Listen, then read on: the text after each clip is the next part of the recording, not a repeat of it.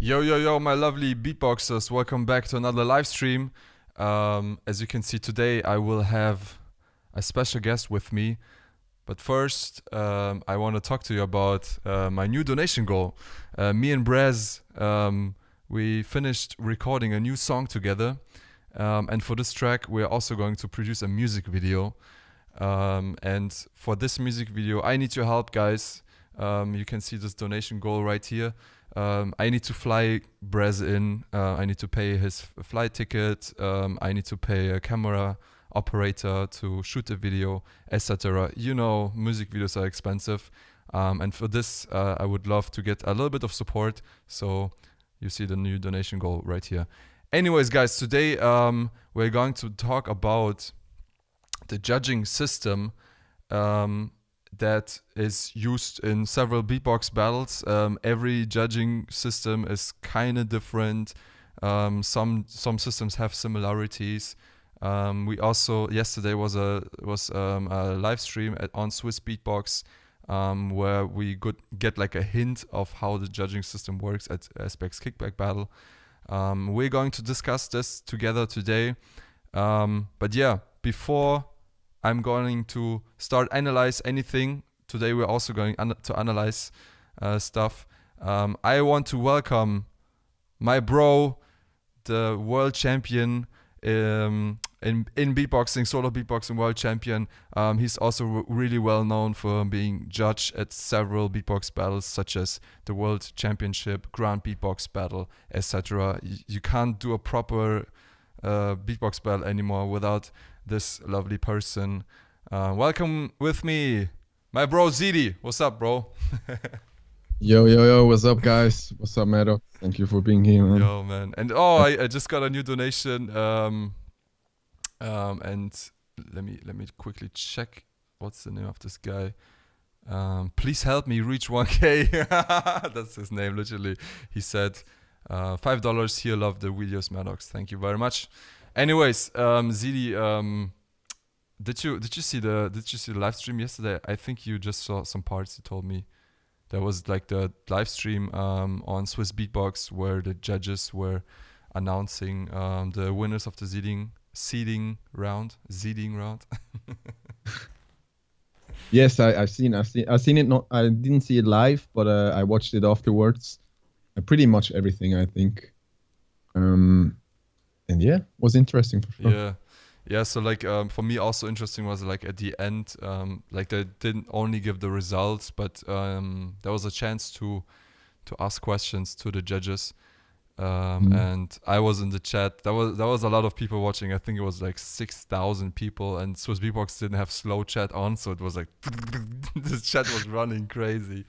So I was like, hopefully they can see my question. But they saw it, and my question was to Tom Thumb, what he thinks about the actual judging system, and I don't exactly remember what system they used, but I know for sure that they were rating musicality, timing, technicality, show, and originality.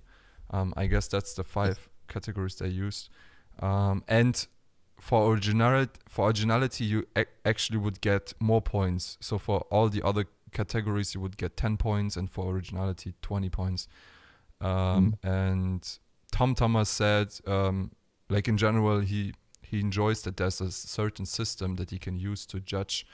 But for him, a bit confusing is the term musicality because because everyone can interpret it in his own way. And before I'm going to ask you the question, let me quickly read out the donation. Please help me reach 1K. Again, he says, call me 1K master of culture. Yeah, bro. That's funny.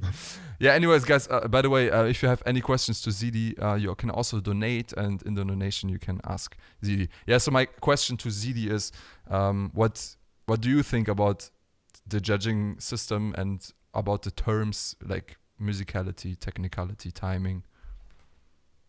Yeah, so I think it's nice that they used certain categories for the videos to give points on.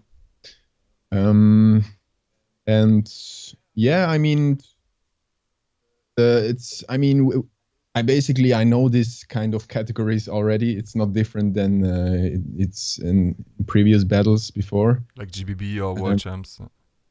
Yeah, but the positive thing is that you have way more time to go with the categories. You know, on the videos you can take your time for each beatboxer, 30 minutes, and go through every category.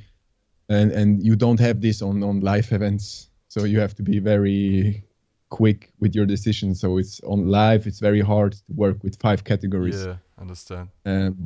But here they used 5 categories. Yeah, you can argue if these categories are good or not, or how many points you give or not. For me, I think it would make more sense to have 5 categories, to find 5 categories that have where you can give all the same points first. And yeah, you can. I mean, you can make a category with technicality or musicality, but then you have to give a big definition, to the judges. Okay, we have musicality. Musicality means this, this, this, this. Yeah. And the judge knows. Okay, I have to take these points when I judge, and it's way better than just give them 5 categories like. Yeah, without any description.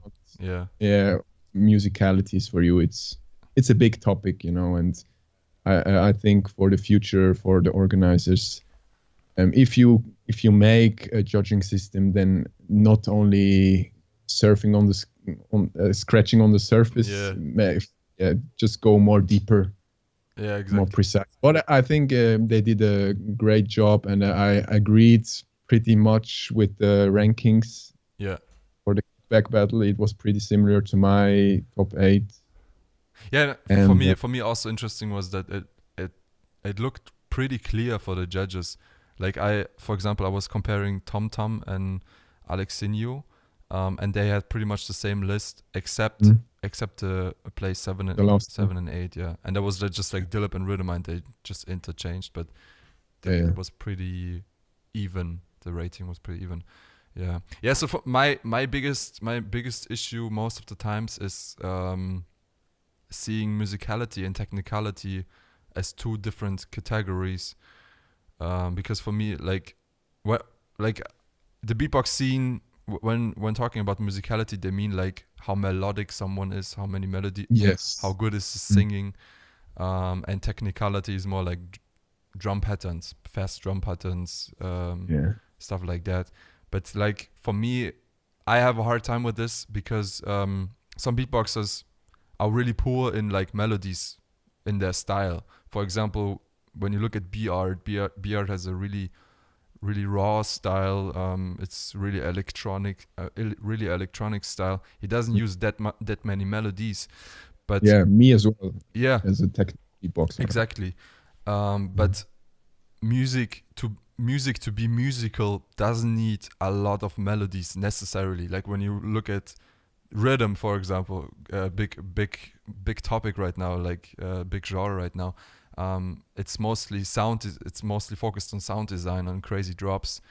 There's not a lot of chord progression going on like in classical music or something like that. Yeah, that's true. Yeah, so for me, and then at the same time, you also don't need to have fast patterns necessarily all the time to compose something. So like, yeah, for me, musicality and technicality, if a beatboxer does combine it in his style, I guess that then it's easy to do it. But then when you look at beatboxers, like, I don't know, Dudes, for example, he probably would get a really low rate on technicality because he's focusing on melody progressions and stuff like that. So what do you think about topics like that? Like when you judge a beatboxer and you need to rate technicality, musicality, how do you rate that? Well, as any other judge is doing it. I mean, I interpret it in my way what musicality and technicality is. And as I said before, as an organizer, you should always. I mean, you can use these categories if you want, but then define it so it's not just yeah, as you said, like just like, oh, how well can he sing, or how many melodies is he using to define it as musicality, Yeah. you know. But yeah. Yeah, it's true. Okay, so I have a question from the audience. Please help me reach 1K. Again, he donated $5, and he asks a question for both of you. If you could pick the judges, who would you pick? So I guess he's talking about like for a future event, like what are your favorite judges? So ZEDE, what do you think? Like if you would organize a beatbox battle right now, let's say you organize one in Switzerland, who are the first 5 people you call?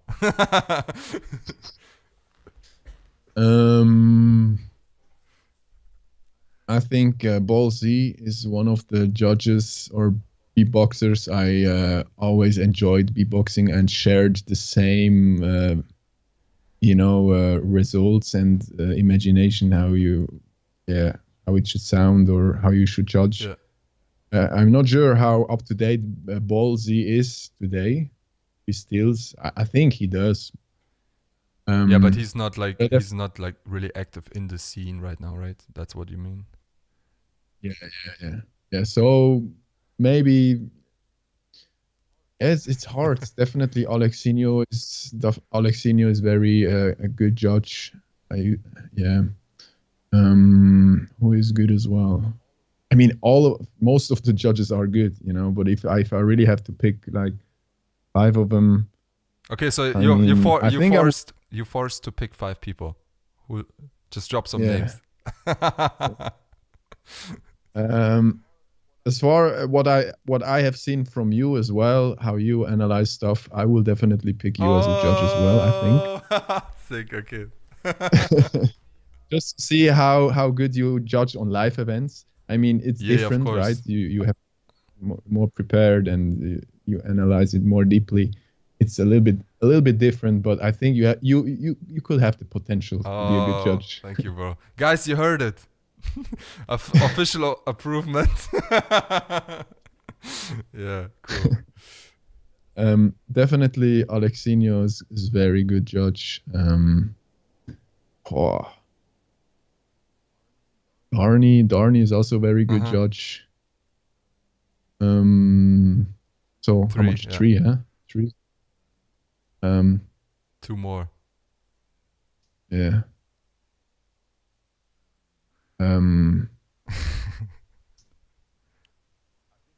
I think Alem is also good judge. I think even if he's very technical, I think he understands all the types of beatboxers, you know. It's very important as well as a judge, because most of the beatboxers sometimes think ZEDE is very technical, so he prefers this beatboxer, but that's never the case. And I mean, it's also like, just because your style is a certain way doesn't mean you don't listen to other styles, right? Exactly. I enjoy listening to Dudes or Gene or whatever, you know. It's for me, that's not relevant. And the last one, it will be maybe an old schooler. Yeah, the thing is, I would recommend to have people in the jury that know also the new wave, you know. It's hard to not pick someone that is too fresh in the scene, you know, that doesn't have experience enough. And you should not go too far back. Okay, so let's say, I mean, you have 4 now. The 5th one, of course, should be you, bro. Because you're following the scene so much, and like and also you have so much judging experience. I would probably the most judging experience from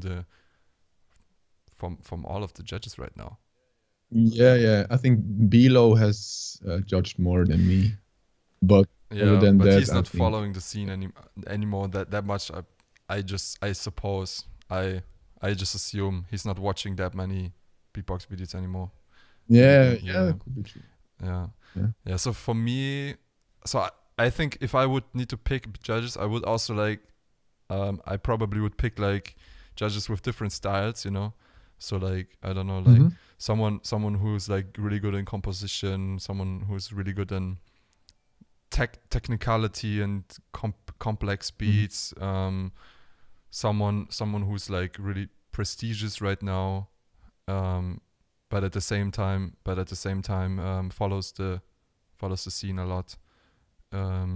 Yeah, so I think I of course would pick you, then maybe D'Lo, because like Yeah, yeah. I think he's you really top yeah. notch right now, but also like really Yeah. fresh. So like probably not that much experience in judging in total, but he knows what's up right now, you know, and he knows True, he but knows how hard sounds how hard it yeah, is. but I would prefer him to battle Yeah, than that's judge. true. So That's that's true. pick me as a judge. Yeah, then Darny definitely, because I think like he also has a lot of experience. He's in the scene from like since Mhm. 2000. Same as me. I think he's in the same Yeah, generation like and me. but still like Yeah. fresh. Like he's not he could still go and battle. Yeah. Yeah. Then I think like to get like a musical perspective, I would probably also invite Gene. Yeah. Okay. And Alem as a contrast to Gene. Yeah. Yeah. Yeah. Yeah. Sure. Yeah, cool. So, guys, what do you think about our picks? And yeah, so if you have any more questions, drop a donation. Link is down in the description below. And I have a new donation. Oh, what the heck? Jesus for 94. He donated 100 euros, and he says Schinken, bro. I don't agree Yeah, with that. no, we both, bro. This is the worst live stream to say Schinken in because we're both vegans. But thank you very much for the donation, my bro. Appreciate it. Yeah, guys. So later on, we will answer more questions and discuss more about the judging systems. But to make this live stream a bit more interesting, now we're gonna start to analyze a few videos. And today we're going to watch Mad Twins versus Spider Horse. I didn't analyze this yet. Kenny Urban versus Napalm. I only did it in a live stream yet, but I don't have a video out of it. And Hiss versus Remix, really controversial online battle. We're also going to analyze this one. So I would say let's get into it. Our first video is Mad Twins versus Spider Horse. Let's go. Beatbox, battle, whoa, whoa. Let me analyze that. Beatbox, battle, world championships. Mad Twins from Russia. I say the 3, you say the 4, and the Eden. 3. Beatbox. Okay, just the house music. Kick and snares. Big collaboration, you know? Hi-hat, music. 1, 2, 3, go.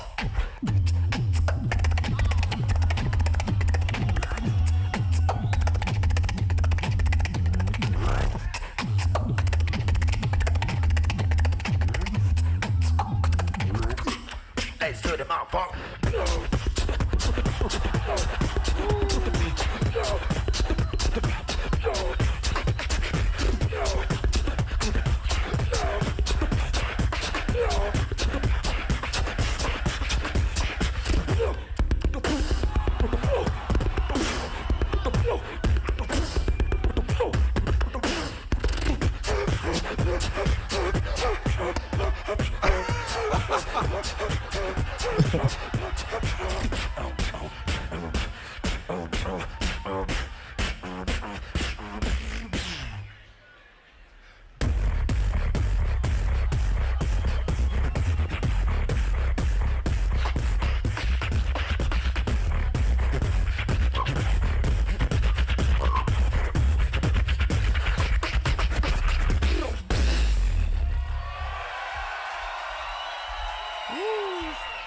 Alright, that's let's stop right here, because I think it's going to be easier to process everything we just saw, if we stop after each round. So let me start, and then you can add your thoughts, and then the next Yeah. time we do it vice versa. So my first impression after this one was, I really like the energy they have. It's like really powerful stuff, especially this dry kick, the thing that Pash does. I think this was a really nifty beat. They have a lot of drive in their round. Also the sounds are really special. The Mad Twins have really original sounds. And like it wasn't on purpose, but I thought like that was a fun performance element. Like Jayden dropped his microphone, but it didn't feel like it interrupted them. You know, like Yeah, true. like the beat was still going. So yeah, it wasn't on purpose, but I think there was a fun performance element. Like he was reacting really well to this mistake. What for me a bit of a problem was especially this one part. There was like a little break before the last drop.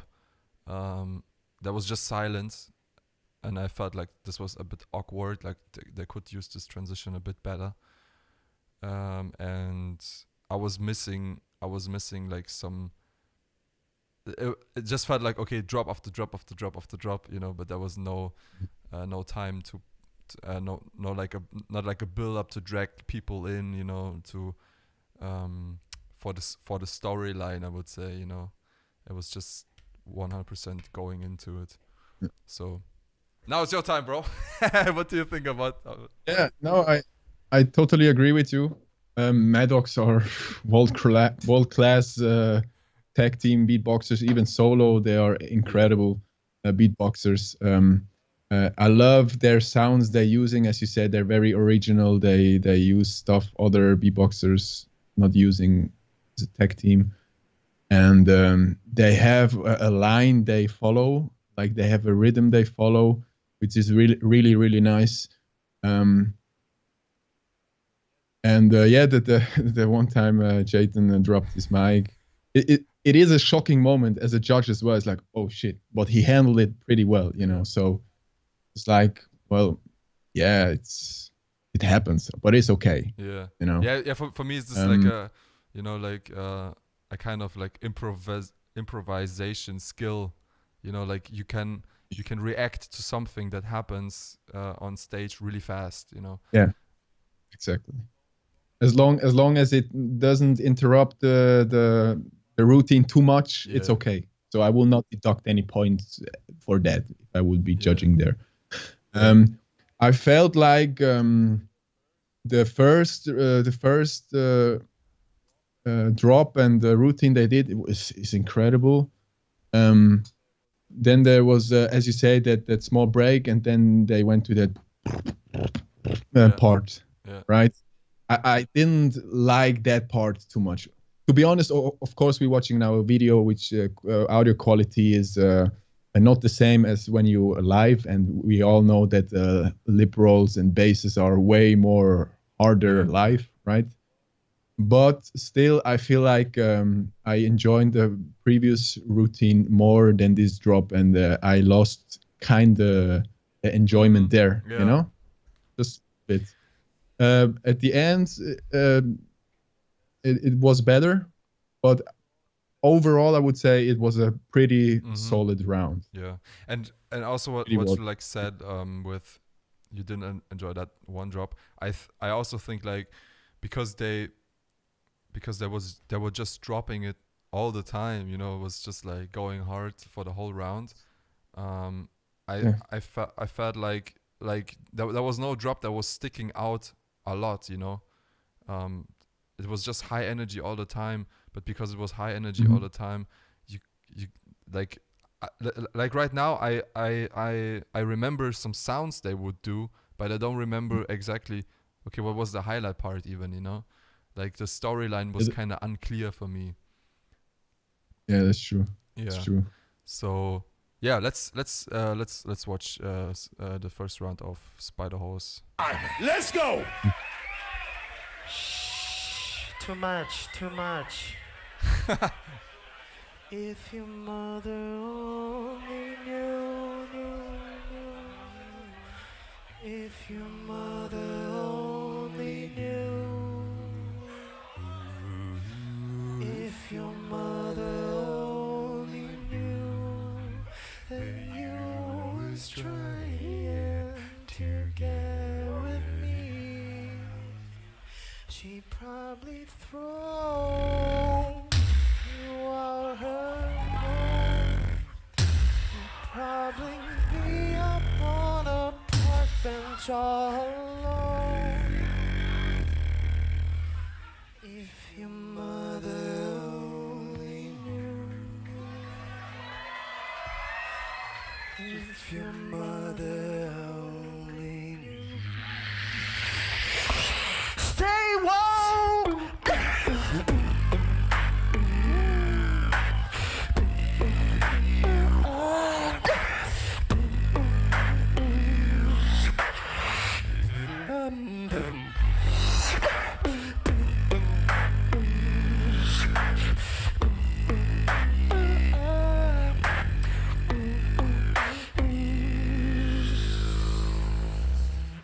If your mother only And that's time. All right, KZ, your first impression. Yeah, so the total opposite of So what true. what the Mad Twins did. For me, the intro was a little bit. I mean, of course, they're telling a story and everything, and they're very melodic. And for me, there were like certain notes they didn't Yeah. hit, and this, for me personally, would would affect already a little bit Yeah, the points, right? I mean, yeah. And for me, the intro was a little bit too long. I wanted to have more beatboxing in it. I don't Yeah. know. I mean, really, I enjoyed to listen to that round as a for a musical standpoint, but I wanted to have more beatbox. The build-up was good, but maybe start with the beatbox earlier. And also the drop was nice, but it didn't hit me that much. Yeah. It didn't hit me Yeah. that much. And yeah, but it was also a solid round. But I think the first round I will give it to Matt. Yeah, understand. So I totally agree that the intro played a way too, like, it was way too long compared to the beatbox part. Like, maybe such a long intro would work on a I don't know, like on an elimination round we have 3 minutes, but for Yeah. battle it was a bit too long. And then also like the drop, I really loved the drop, but I felt like this is not the final, this shouldn't be the highlight of the round, like if after this drop they would put something into the round that drops even harder, Yeah, more exactly. energetic part, because this drop was like more about the vibe, really musical, but it wasn't hitting that hard. Yeah, so I was missing this one big drop, like where people go off and go crazy, high energetic part. I was missing this one. I have to say though, like I really like how like, especially like Chris was saying, like, yo, this is too much to Mad Twins, Yeah. kind of yeah. felt like this is like a battle move, to show contrast, to what Mad Twins just performed. But Yeah. I think to make it a proper rebuttal, they would need to have this high energetic drop to be like, yo, look, we can do slow, but we also can do it like you. Like, I think if Yeah. they would like have one part where drop it hard, I think then I would give it to them. But yeah, I also missed like this one big highlight drop part. So I agree with you. I would also give it to Gene. And Yeah, And if you do an intro like that, then you have the expectations are big, right? Yeah, So such a long build up, that's the right? thing. And then you're like, oh man, they better drop it hard now. Mm. Yeah. Exactly. So yeah, but but would you say it's like really clear that the first round goes to Mad Wins, or is it like close? Like let's say highest score is like 10-0, and lowest score to win is 6-4. So Well, yeah. So right now we're judging only on how I feel or how I liked it personally, right? I will give it to Matt Wins. I think I will give the first round Matt Wins 8 out of 10 points, and Spider Horse 6 out of 10 or 6. Yeah, true. Because like Mad Twins were missing this part what Spider Horse was doing, but Spider Horse at the end was totally missing also the part Mad Twins were doing, and yeah, because it's a battle. Yeah, and it's very risky what they are doing, you know, Spider Horse. Very risky what they are doing because it's very musicality, but it's very technical as well in the aspects of the musicality thing that they're doing, like are hitting the notes. They have to hit the chords perfectly. They have to time this, and it's very risky to be so minimalistic. And if you're so minimalistic, it has to be flawless. It has to be flawless, and it has to touch you, and you know, it has to be really. It's the hard way that they chose. Yeah, you know? I agree. I think Chris had some problems with the pitch in the beginning, right? In the beginning, yeah. That's true. Yeah, that's true. Yeah, so a bit minus points for execution and big minus point for not dropping it hard. Yeah. Okay, so I think that's pretty clear. Guys, if you have any questions in the chat, again, you can wait. I'm gonna quickly drop the donation link into the chat, and if you have any questions to ZEDE or me, drop a donation. Doesn't matter the amount, and ask your question. Let's go on with the second round of Mad Twins.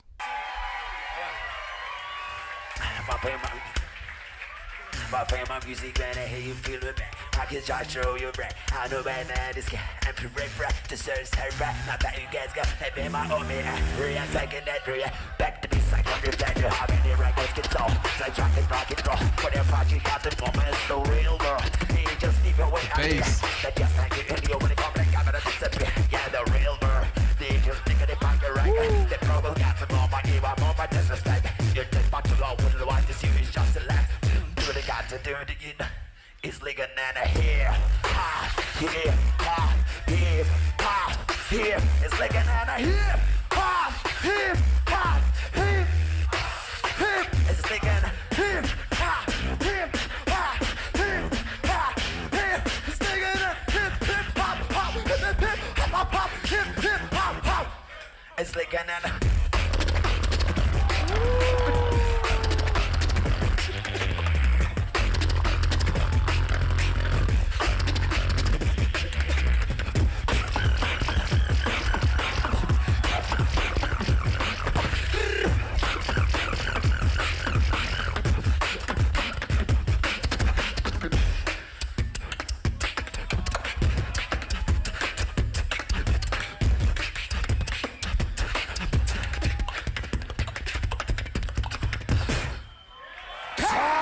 All right. Okay. Before I tell you guys my opinion, I forgot one donation from SK105. He donated $5, and he said, "Pretty sure this puts me just over $100 total donated, bro. Can I get a free video from your new course or a member discount? Lol. Nah, big ups to you and the greatest judge of all time, ZEDE." Yeah, so SK was talking about my course that I'm gonna drop. I'm going to drop a beatbox basic course. It's going to be around about 30 videos where you can learn the beatbox basics, such as inward snare, split snare, some patterns, timing, etc. Everything that a beginner needs. And yeah, we're going to talk about it. Maybe my members would get a discount. We see. And I just got a new donation from Zurab Giorgiadze. I don't know how to spell it, sorry.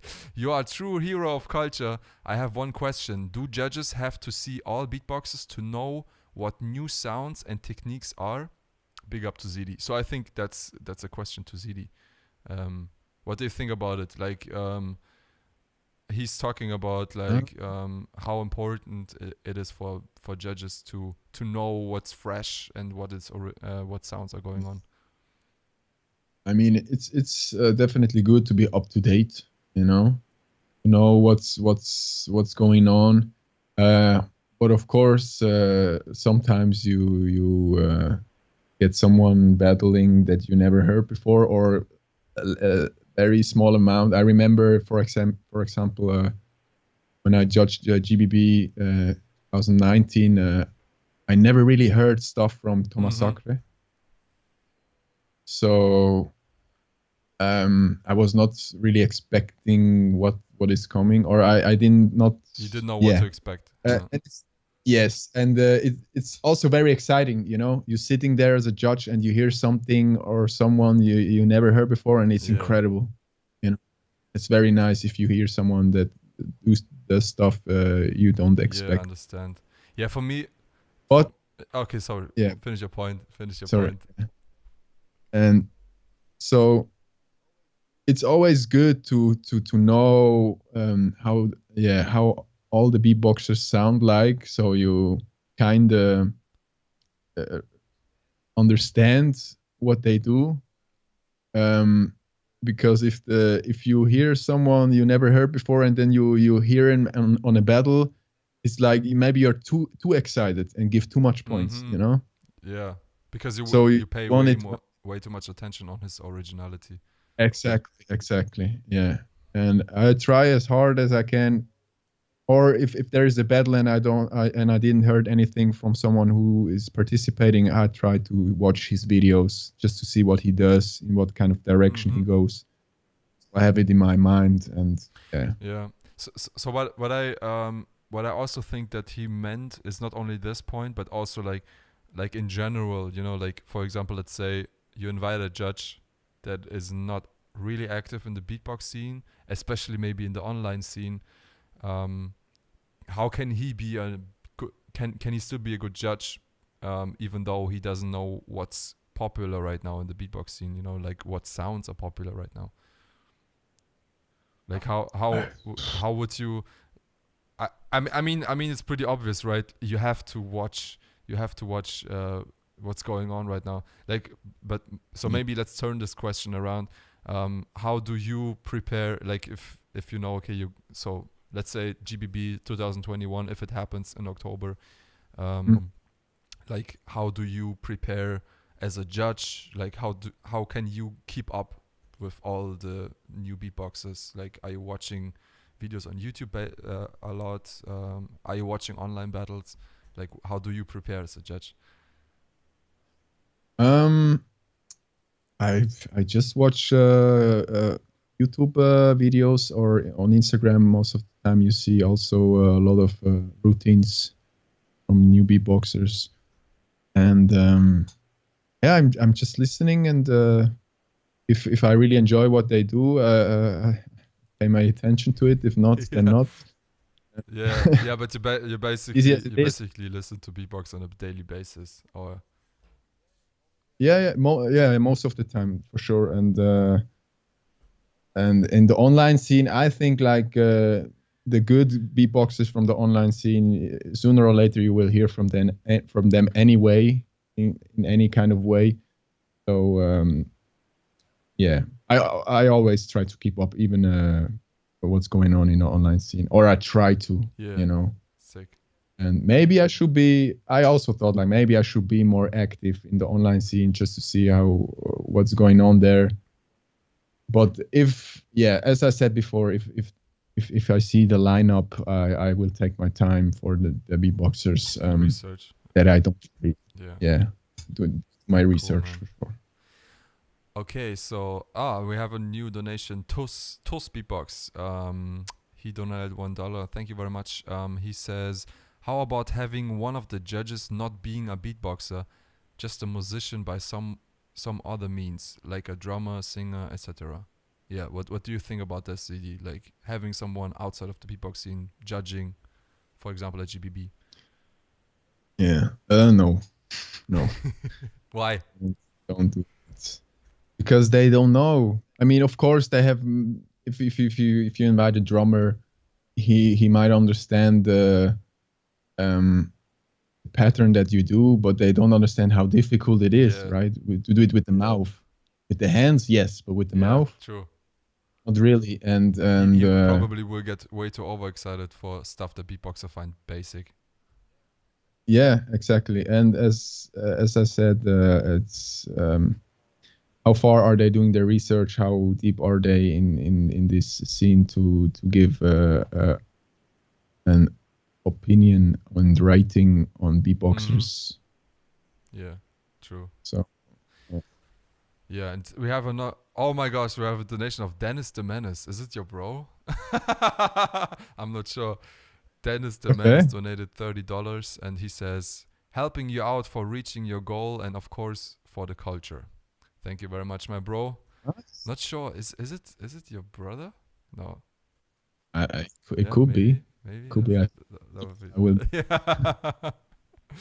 Anyways, we just watched the second round of Mad Twins versus Spider Horse. We only watched Mad Twins yet, and it's my time to give feedback to the round. I hope ZEDE still remembers everything after we talk so much about questions. Yeah. So I have to say, in the second round of Mad Twins, the storyline for me was clearer. They started with this hip hop cover. I really like the bass progression of Pesh, like the outward bass thing. There's so much control over it, and it's a simple melody, but it's so clean. It's nice to listen to it, and it gives us a certain vibe.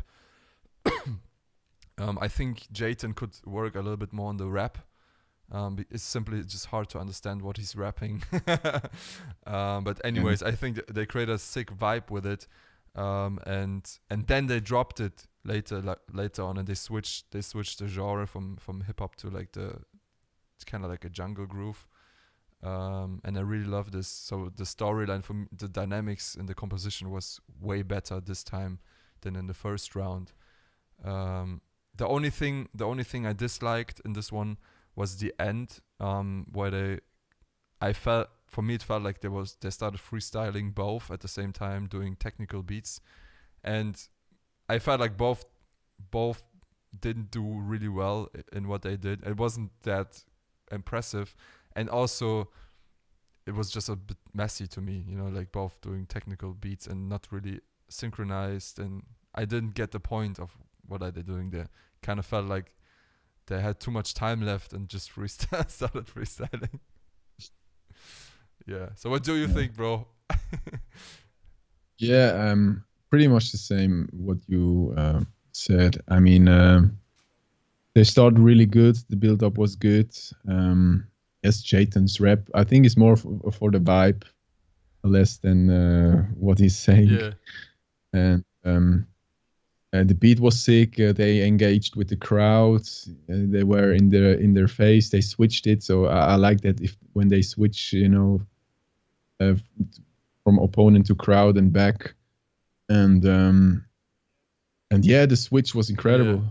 The switch was like that. That's what they should have also done in the first round. That's what I missed in the first round. The switch was sick. The drum and bass beats was incredible, and the end was just a mess. Yeah. It took the energy so down, from that. Wow, this is such a crazy round, and then the end was just like, they just did some freestyle and even lost the timing and it's just like it but still it was an incredible round, but the end definitely was unnecessary. Yeah, totally agree. Damn. Okay, before we continue watching Spider Horse's answer, there's a new donation of Karen G. He donated 20. I don't know what it is. Looks like Japanese currency. He donated 20, whatever it is. Thank you very much, my bro. And yeah, let's keep going. Let's see what Spider Horse was answering to Madwin's second round. Some original shit now.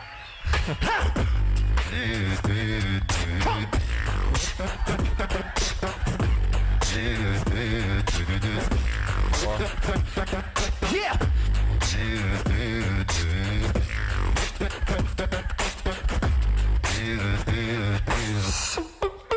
Protect your motherfucking neck. Yeah, bitch. Just dropping some curse Check it words. out. Hey, yo, Gene. What's up? Hit me one time. Nice. Yo, Gene. Yeah? Hit me 3 times. Nice. Yo, Gene. Hit me 5 times.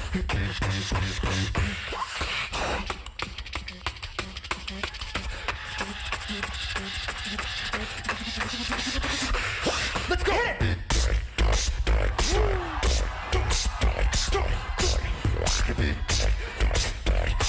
Hey, yo, Gene. Hit me 9 times. Come on.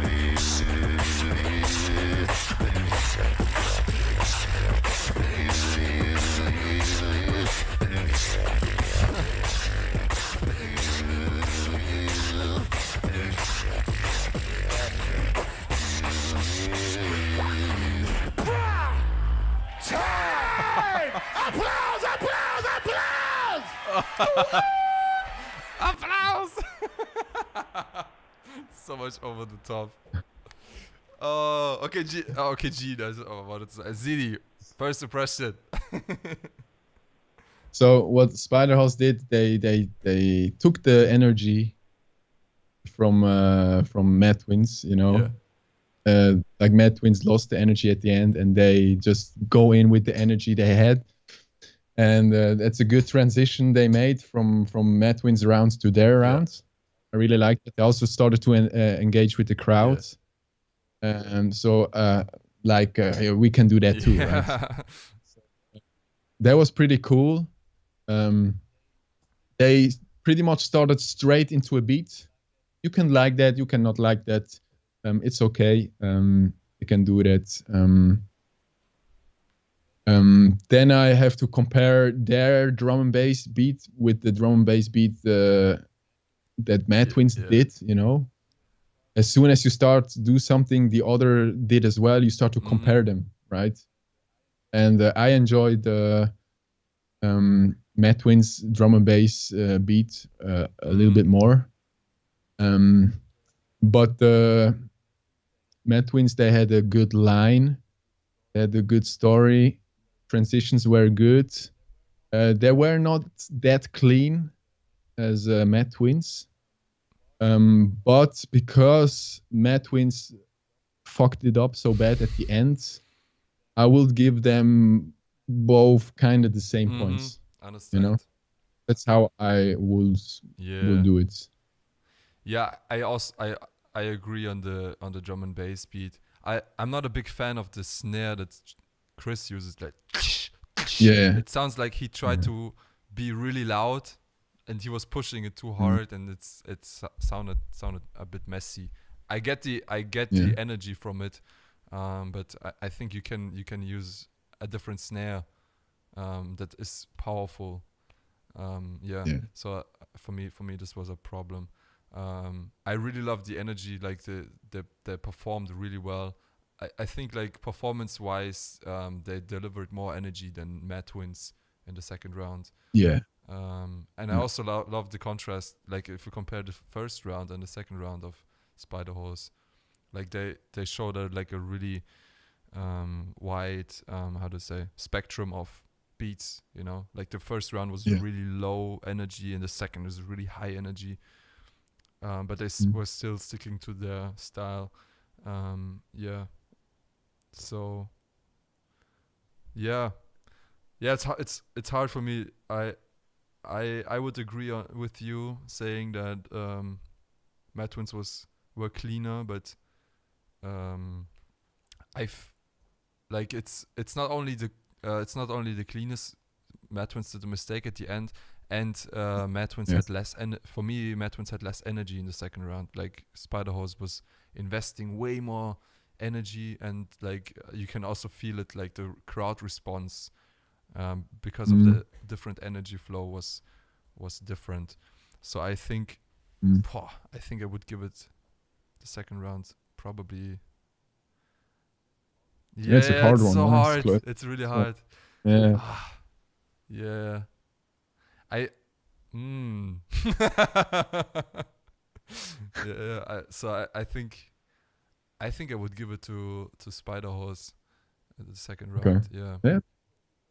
You could. This is a typical round where you could go Yeah, you both can ways. discuss this You for know. ages, probably. Mm. Yeah. Yeah. So before we talk about if Spiderhorse deserved it to win the world champs or not, what we also need to look at is right now we're watching a video for the judges. They were sitting on the stage listening to the rounds through speakers, so that they don't get the same sound. They probably feel the bass a little bit more, so they get a better understanding of how powerful the beats are, because the sound on the for the video is really compressed. You don't hear a lot of differences between power. So maybe in the crowd you're standing, you could say, wow, Mad Twins was way more powerful, or Spiderhorse was way more powerful. It's really clear. Just watching the video, you can't really tell because it's mixed mastered. You don't hear a lot of differences. I can hear a little bit of differences, but watching it live, it's clearer. And then There's also another point, I think. Sorry to interrupt. I think there's also the point that the judges watched the semifinals rounds of Mad Twins. They watched the quarterfinals rounds of Mad Twins. Yeah. So they not only have this moment in their head, right? They have all the previous rounds as well, which have an influence on the result as well. For example, if they always did the same kind of stuff, it gets boring for the judges and can influence the judging in the finals, right? Even though they might have been better, it's just like, okay,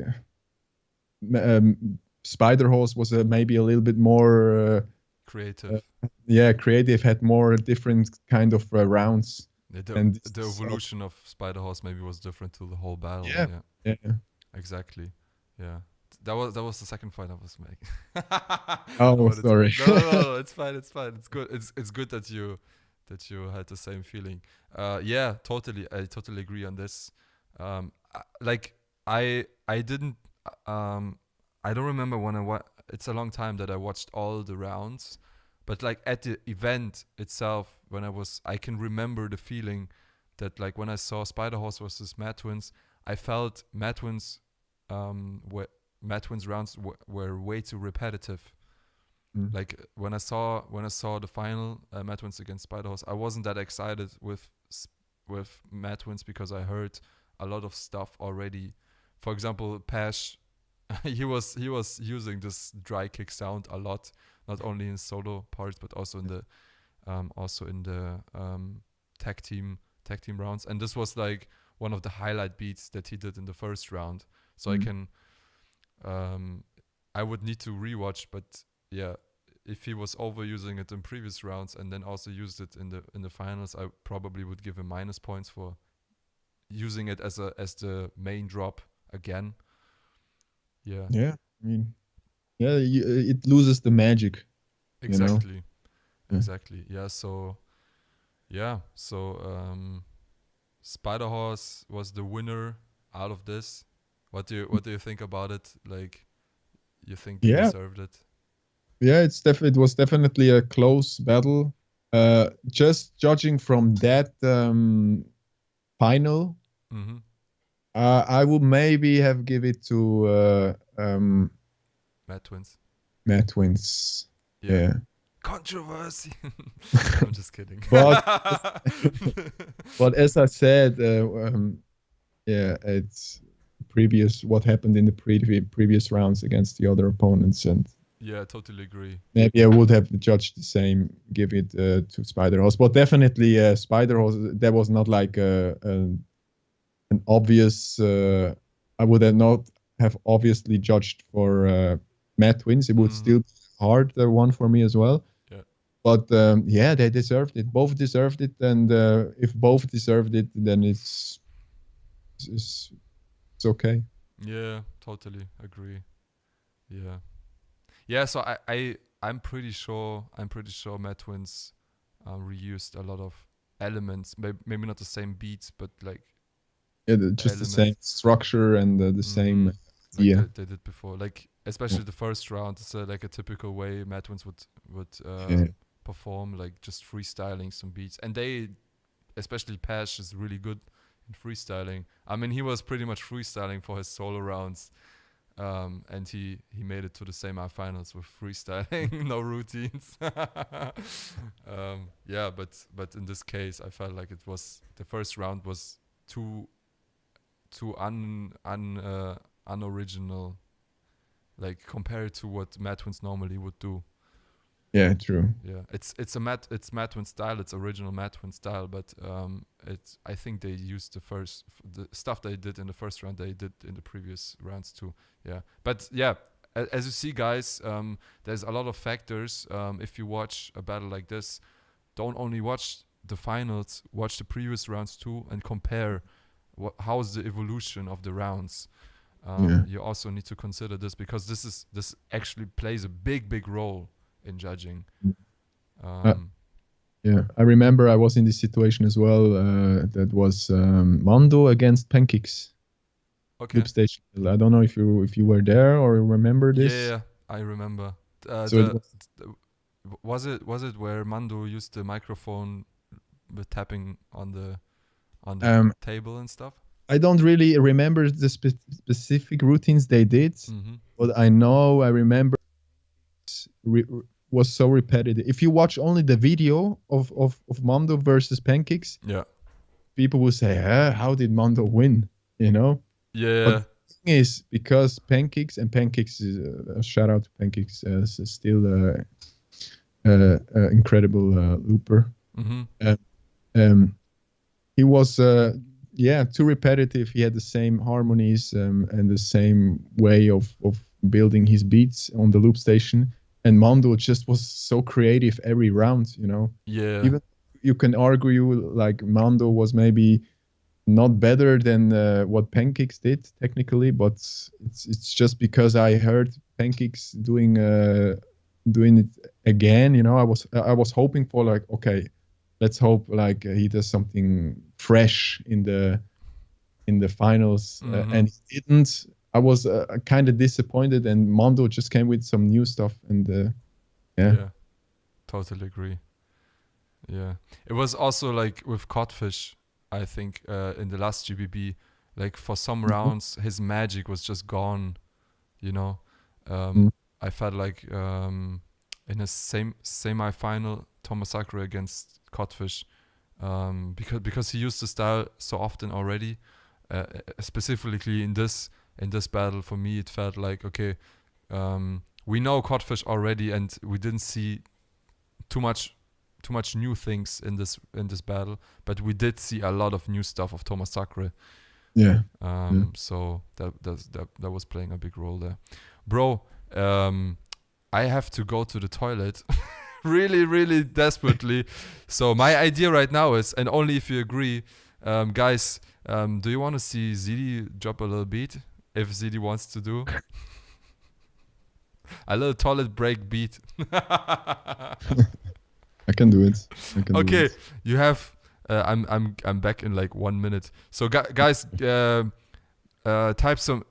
give me some ash in the chat for ZEDE. Let's listen to ZEDE, the world champion in beatboxing. That's crazy. Let's go. Welcome, guys.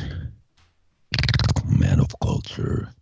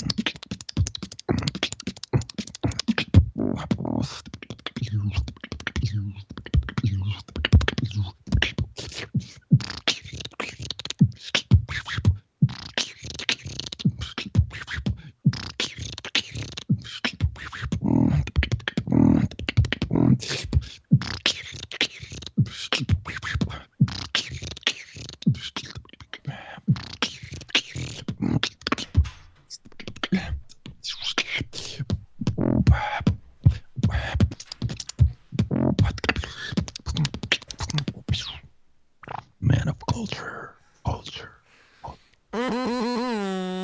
I pretty much missed the whole performance, but just looking at the chat, looks like people enjoyed it. Sick. Okay. Really nice. Okay, guys, for everyone who's new to the live stream, today we're watching a few battles. We are talking about the actual judging system that is used in several competitions. And at the end, I will make a recommendation on what I think what judging system should be used, and ZEDE will highly criticize me for that. Yeah, so let's I would say let's watch another battle. The next battle I want to watch with you guys is Kenny Urban versus Napalm. Let's go. Let me analyze that.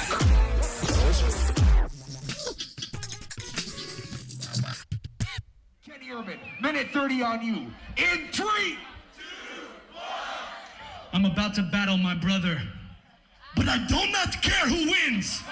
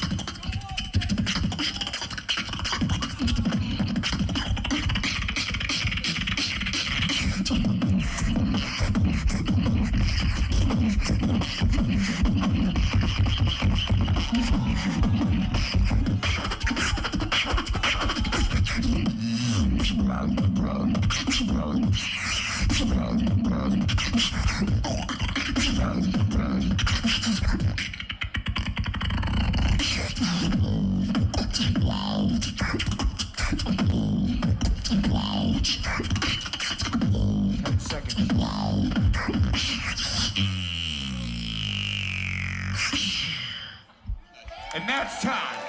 All right, first round. Kenny Urban, ZEDE, what's your impression? Kenny Urban style, sturdy as always. You know, this is I really like his style. Yeah, it was a good round. He was not that clean, but I think it's just his style. He has this dirty kind of snares and sounds he does, and he had a good energy. and you can see that he really enjoyed it to be in the finals against his bro. and yeah, and I think he also, I don't know if he had rounds in it. It felt like a little bit of a freestyle. I mean, he had routines, but yeah, it was just like it had a flow, but it was a good round. It was not a really crazy round, but it was definitely a good round, to start. Totally agree. Yeah, so what can I add to that? Yeah, I think the biggest lack of this round was the composition, the structure, the dynamics. He was going in the whole time. Yeah. But yeah, I was missing like something where he creates some suspense, that people like awaiting something. Oh, what's coming next? Moments like that. And yeah, it was pretty much like just flowing all the time. He was really powerful. He has a crazy stage presence. And yeah, I also do agree on like he sounds unclean for some people, but I think it's the style that he does. It's like on purpose. Like also his like this, like he uses also this bass, like everything sounds so distorted. But yeah, the snare. But yeah, that's basically his style. So I wouldn't give him minus points for this. So I think the main thing that I was missing, there is the structure. Yeah, true. Give me a second. Yo, the chat looks like everyone is dead. You guys still here? Is my stream still running? Let me check. No, it looked good. Okay. Yeah, it's fine. Everyone fell asleep, guys. What's up? Give me some ash. No, Wake they're just up. listening. They love to listen. They're like, Yeah, they're listening. Exactly. Yeah, because normally it's just me talking stuff, but now we actually have a professional judge here. So yeah, they listen closely. Yeah. Okay. So let's keep going with Napalm. 1 minute 30 on Napalm. He starts Basil in 3.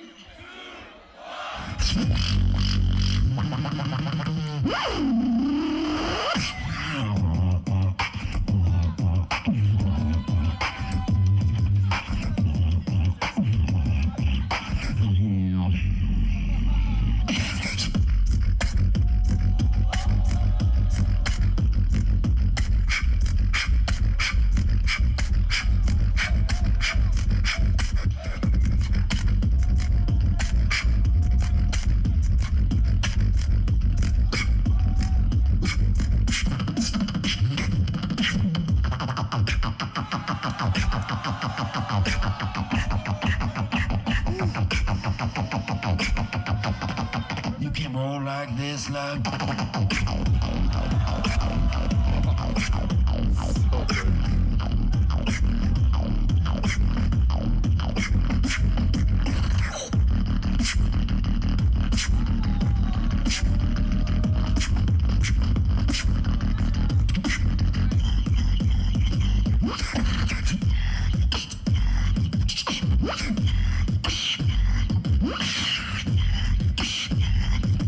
So good.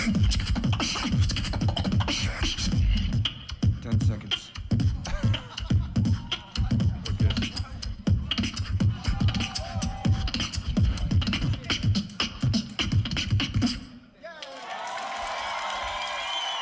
Okay. So I guess it's my turn now to give my first impression. yes.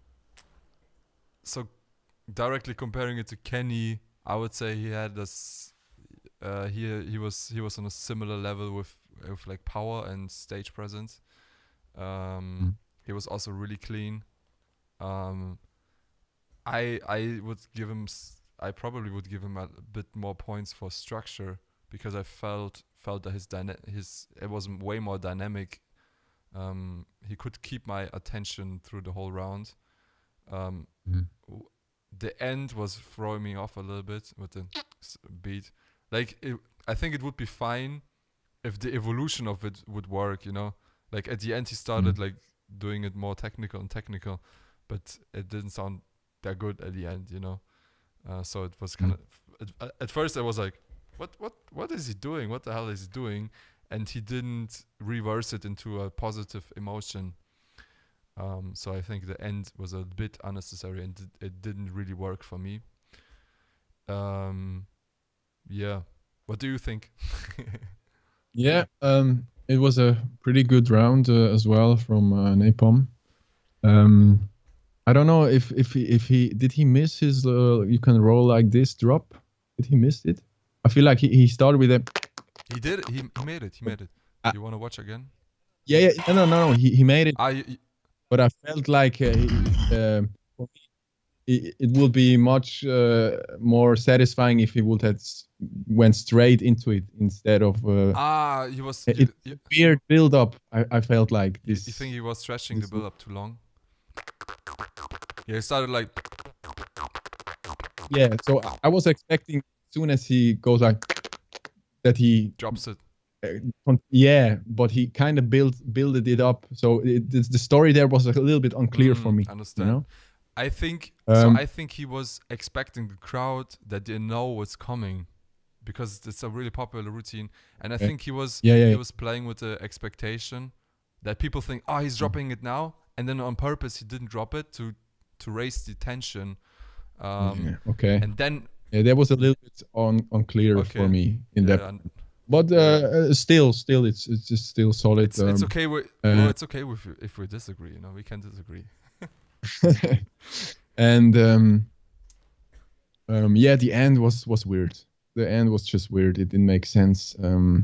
He even made also mistake, like pattern wise, and for that case, I would give it.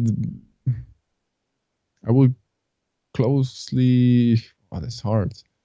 I mean, yeah, Napalm had more attention on him for the round, right? Yeah, the structure was more interesting. Yeah, but Kenny was a little bit more flawless.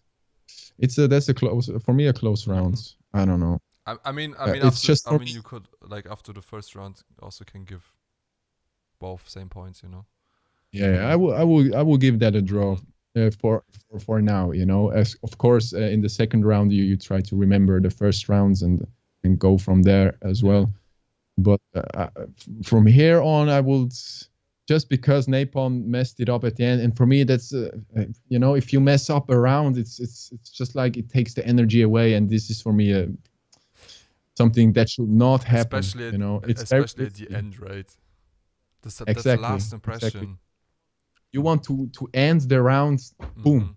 It has to be clean. It has to be on point.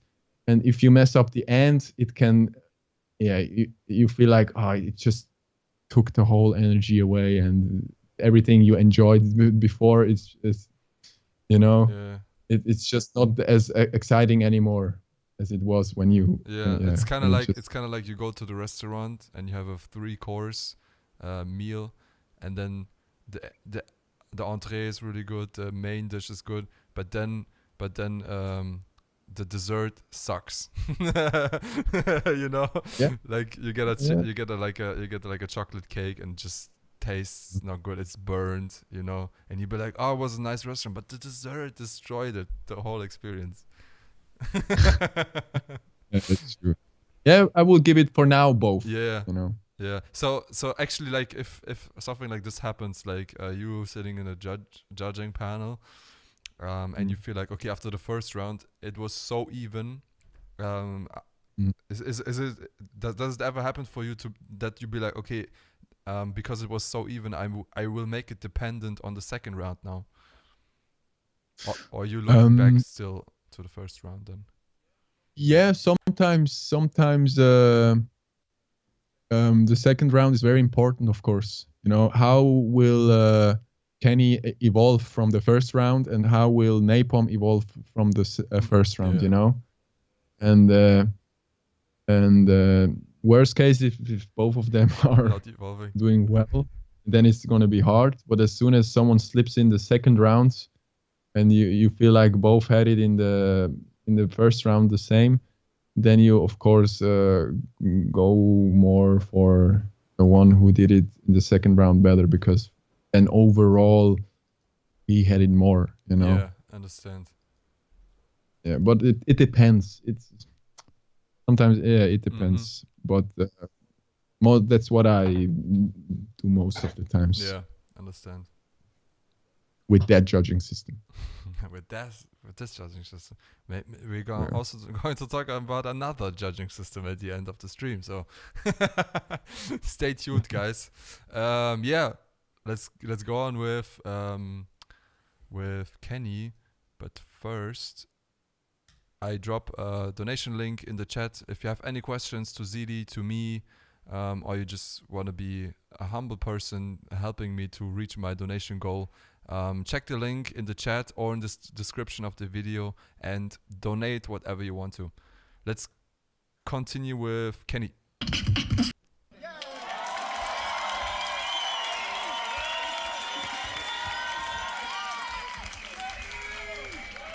With his last round of the Grand Beatbox Battle, Kenny Urban. I say the 3, y'all say the 2 and the 1. Basil, 3.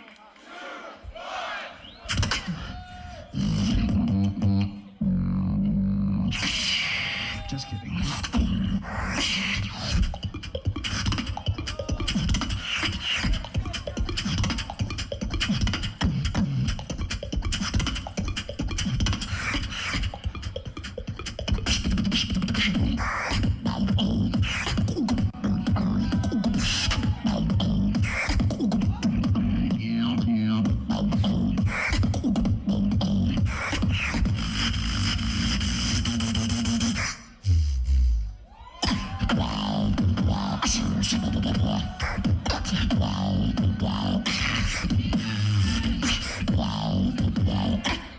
One more, we're gonna get this right.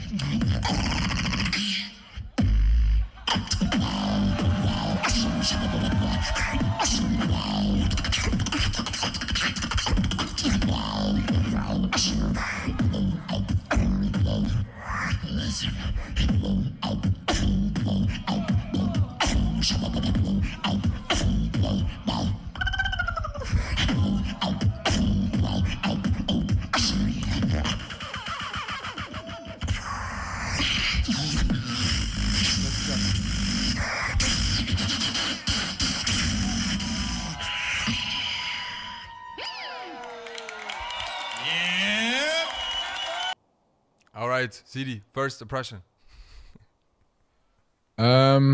I enjoyed his first round a little bit more.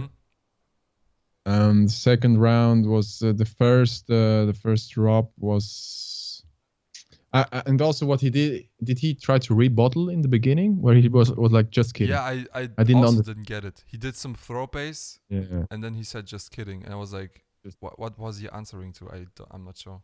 Yeah, that was pretty a fail, I guess, in that kind of point. Yeah, it kind of felt like they have like an inside joke, and so they were like communicating to each other, but not communicating to the crowd. He was not communicating to the crowd.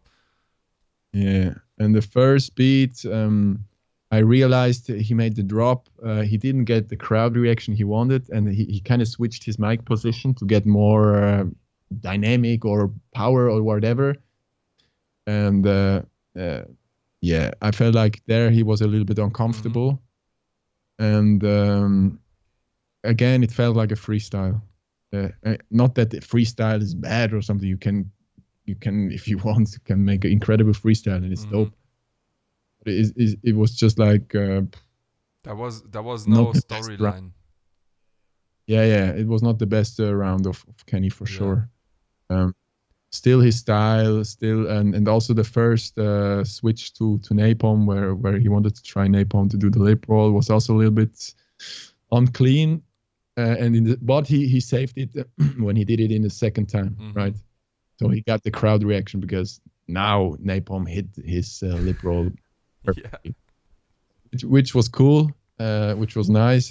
So he saved it there for me, and yeah, Yeah. it was an okay round, but I enjoyed the first round more, Mm-hmm. and then the second round. So right now there is the situation where now if Napalm doesn't fuck it up, then He could yeah, take it. Yeah, yeah. true. Yeah. Yeah, also like I'm also missing like the contrast from the second to the first round. Like for example, when we watched Spider Horse, the previous battle, like the contrast between the first and the second round of Spider Horse was huge. Yeah. But here Kenny True. kind of kept with the same energy, the same style, same vibe for the second round too. He had a little bit more like fun moments inside, made it a little bit more dynamic. But I also, for me also, I kind of felt like, yes, it is his friend, but I felt like, bro, why don't you take it that serious right now? You know, like he made some. Yeah, It kind of felt like Yeah. he takes it too easy. You know, I mean, it's Yeah, his, he- it's a good friend of him, but it's still GBB. Yeah. So I don't know. Yeah, and I agree. Like, especially on the point that his evolution from the first to second round wasn't that high. I was more impressed after the first round. But yeah, again, I feel like it was flawless. He didn't make major mistakes. There was this one point you just mentioned, where he gave the microphone to Napalm and didn't work that well first time, but he saved it the second time. But it was flawless. Like the technical parts, the bass, the cuff snare that he did. However he does it, sounds really nifty. Yeah, so let's go on with Napalm and then see how he evolved. With the last round of the grand finale. Napalm, it's on you. You got a minute 30. Crowd in 3.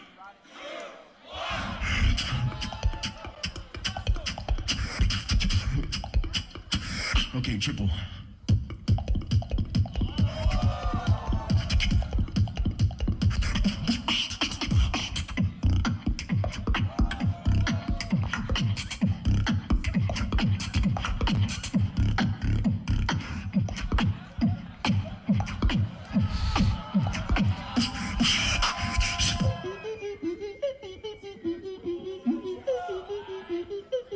Pretty creepy.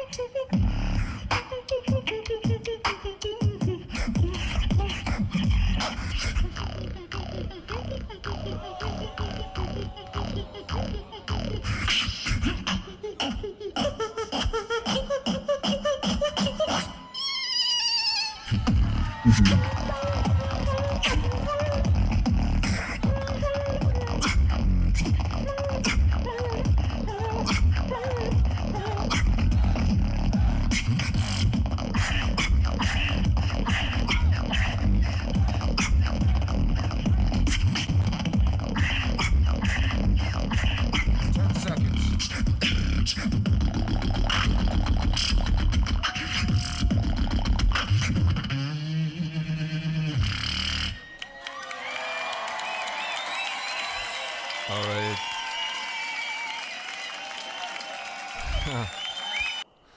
Okay, Napalm second round. So my first impression is, I didn't like the build up that he did before the drop. With the melody, I think the melody could be clearer. It felt like he was uncomfortable doing it, like he was not confident with it, and it was kind of like his voice sounded like not strong enough there. And then also like his when he started with the lip rolls and the melody, I felt like the mic technique wasn't on point. Like the lip roll was really present, but the melody, like he was cupping the mic, I would say, in a wrong way. the melody should be louder there, like in the build up. Yeah, and for me, because the melody was kind of weird, it also felt too long. I was like, yeah, skip that part, bro. Let's get us to the next point, to the next part. I like the rebuttal at the beginning. He was picking the like evolving it, and like it's and I also liked how he was evolving into, like, he took the beat of Kenny, then he did this throat tappy thing, and then he evolved into his own beat. That was a really cool move. Yeah, and then the drop, the main drop. I'm not sure. Like the lip roll was crazy there, and the power was crazy, but the melody kind of felt random to me. Yeah, like and when I would compare it to the previous round, like in the previous round he did a roll like this, where his main punchline also was the lip roll. I felt like he could do something else there in the second round. Yeah. So what's your thoughts, bro? Yeah, I liked his rebuttal as well. You know, compared to Kenny's rebuttal, there was definitely more Better, how we should do it. Yeah, but also there is like it was a little bit, the structure was a little bit messy, I think. The one where he does the scary melody. Mm-hmm. Yeah, it could have been shorter. I like the drop he did. I think it was cool. But yeah, it definitely was not better than the first rounds, but not much worse than the first round as well. You know, compared, if I see the evolution from the first to the second round, from Napalm to Kenny's first and second rounds, I then would give it to Napalm. Yeah. And to be honest, I was judging this battle. I don't remember who I gave the vote, because I judged so much battles at some time. Yeah. It's hard to remember. How can you not remember each battle that you? But I think I gave it to Napalm. Yeah, because I would. Yeah, I think so too. He was sticking out more. Like in the first round, his drop was sticking out a lot, and in the second round, like I think could be cleaner, but still it was hitting harder. That he had more dynamics in the second round, and also like his rebuttal was really nice. It was Kenny wasn't doing anything like that, answering to anything of Napalm. Yeah, and also Kenny did his thing, you know, like what Kenny did with Napalm to help him out. Napalm did the same with Kenny, and that was also a nice show factor. Yeah, that's true. And also, I don't know if you can call that a rebuttal as well, because they help each other out, right? But definitely the battle was fun to watch. Overall, you know, you see them both friends battling each other. It was very fun to watch and entertaining. And if you judge a battle like this, you also see that, you know, and you still of course have to focus on the battles. But I would have give it overall, if I count everything together, mathematically. Yeah, you would give it. I would have given it to Napalm. Yeah. Yeah, that's crazy, because actually he lost this battle. And again, like we mentioned in the previous video, you have to consider that we're watching a video right now. We're not live there, so we have a different perception of the sounds. Yes. And we also, to get the proper judging, we would need to watch both Kenny's rounds in the previous battles and Napalm's. Maybe Napalm did a lot. Maybe Napalm did a lot of lip rolls already. Yeah, and so that's why the judges were voting against him, because they were like, yeah, it's too repetitive. That could be one possibility. So you have to consider this also. All right. You know what? Before we watch the next video, first, guys, in the chat, if you want to drop a donation, here's the link. It's also pinned. It's also in the description. By the way, Hershey, if you're still here, what's up? How you doing? I didn't watch your new video yet. I'm going to watch it later for sure. And yeah, if you guys have any questions to ZEDE or me, drop a donation, and the donation link can be anything. Put your question in there, and we will try to answer that. But yeah, before we keep going, I have something here. I wrote down some notes today. It's not a proper presentation yet, but we were talking already in the beginning of the live stream at the kickback beatbox battle. Probably these are the categories. I'm not 100% sure, but it's roughly like that. So it's like musicality, timing, technicality, show, originality. And I think that's a bit confusing, especially when you don't get a proper description for it. If you just get a list and you be like, okay, judges, this is the list, you have to use this rating system, but you don't get an explanation. Especially something like musicality, technicality can be really confusing, because it's everyone can interpret it in a different kind of way.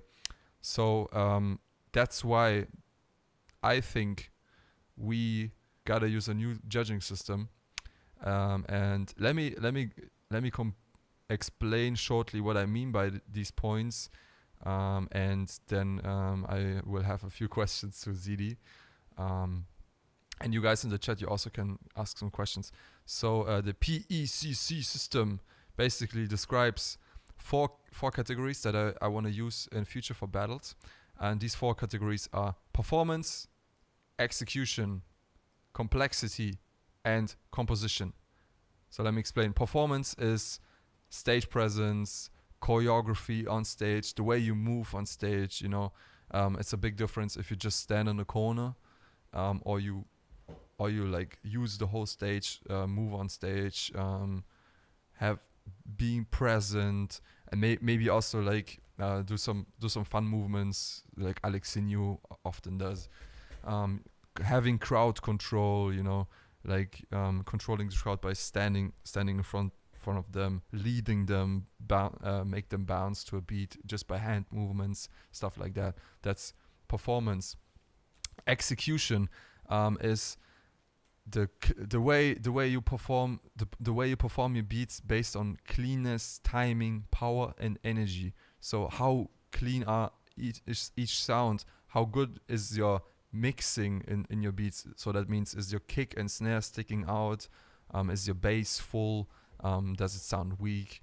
Is your timing on point? Or are you often really off timing? Do you have enough power? So you have a good delivery of the beats, and also the overall energy. I think describing energy, best example is when you, for example, compare Hiss and B-Art. For example, Hiss is a really clean beatboxer, but what I think sometimes he's lacking in is the energy in his routines, because it feels kind of like he's showcasing his routine, but you don't feel the battle energy in that. On the other hand, we have B-Art, who's like, I feel like he's really into it, like he has a lot of energy. So this is also playing a role in execution. So the third point is complexity, and these two categories actually interfere a lot together. So complexity is how difficult are the sounds that the beatboxer does, how difficult are the patterns that the beatboxer does, how difficult is the singing style that he does. For example, Gene has some really difficult singing runs that he does. And also complexity, the originality in sounds. If you do something that no beatboxer did before, this is a really high complexity, because this means you were basically you were learning something no one can do on this planet yet. So this, and for this you have to train in a different way, right? So that's like really high I would rate that as a high complexity than if you use really original sounds. Yeah. So, and why do I say these two kind of work together? Because you can have a really low complexity. For example, Codfish, I would say, is a big good example for that. His beats are really based on basic throat bass, singing, and basic beats. So it's his complexity most of the times is not really high, but his execution is really outstanding. He's really clean. He has I think he has the fullest throat bass, like the power and the cleanness, the delivery of his throat bass is insane. I don't know any other example in the beatbox scene. His timing is always on point. He has a lot of power. His basics are really clean and powerful, and he also has a really good energy flow on stage. And yeah, to turn it around, for example, B-Art for me is a good example for having a really high complexity. He uses a lot of sounds that are really difficult to do and are really original, but because it's that hard, he often fails in timing. It gets unclean. He gets out of breath. So his beats are really risky, and so yeah, when he loses a battle, it's mostly because he's lacking in execution, because his complexity most of the time is really high. Turning it around again, Codfish on the other hand, his complexity sometimes is too low, so that's why sometimes he would lose a battle, because it was just too easy what he did. Still, even though he had a sick execution, for example, when you watch Tomazakure against Codfish, I think Codfish most biggest problem was the complexity in this battle. And last but not least, the fourth point is composition, and this is basically the structure and the dynamics of your round. So are you sticking to one style through the whole round? Is it just technical patterns? Do you change between technical patterns, melodic parts? Do you start with a low energy and then go into a crazy drop and then maybe come back to something low to bring people back home? Is it always the same energy level? This is composition for me. Yeah, and like all these together are together I think you can summarize pretty much everything that a beatboxer does on stage. Now, most people probably will ask, but bro, where's originality? I think originality plays a role in all categories. You can be really original when it comes to composing. For example, Gene for me is genius when it comes to composition. He's really outstanding. His is also really creative in composition. You can be original in this category. Complexity, you can be really original by doing sounds that no one else is doing, or you do patterns that no one else is doing, and therefore it's you get a high rating on complexity, because you're basically the first one that does these patterns and these sounds. In execution, not really. I mean, you can be if someone is outstandingly powerful, this can be you can count that as original, but I think it's more important in these two categories. And of course also performance is, and in performance you can be really original. For example, for me, Alexinho is really original when it comes to performance. He always brings in some fun elements on stage. He's messing with the opponent, taking the piss out of him. He brings a tennis ball to the battle.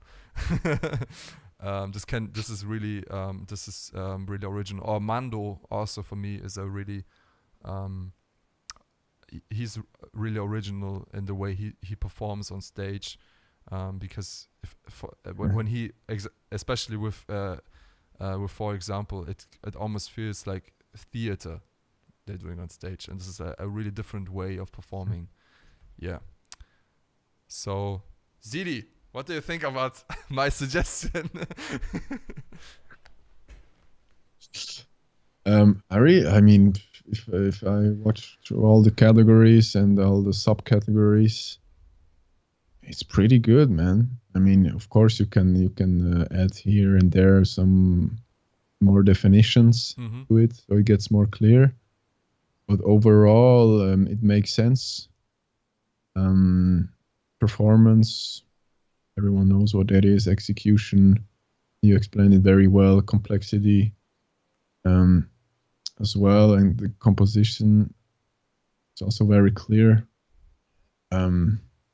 Yeah, I mean, so 4 very good categories that you can work on. I mean, at the end of the day, you can take other categories as well, but as long as if you give a good definition for the judges, you know, that I think is the most important, and it's something that the most of the organizers not doing. You know, they give the job to the judges and they have to decide.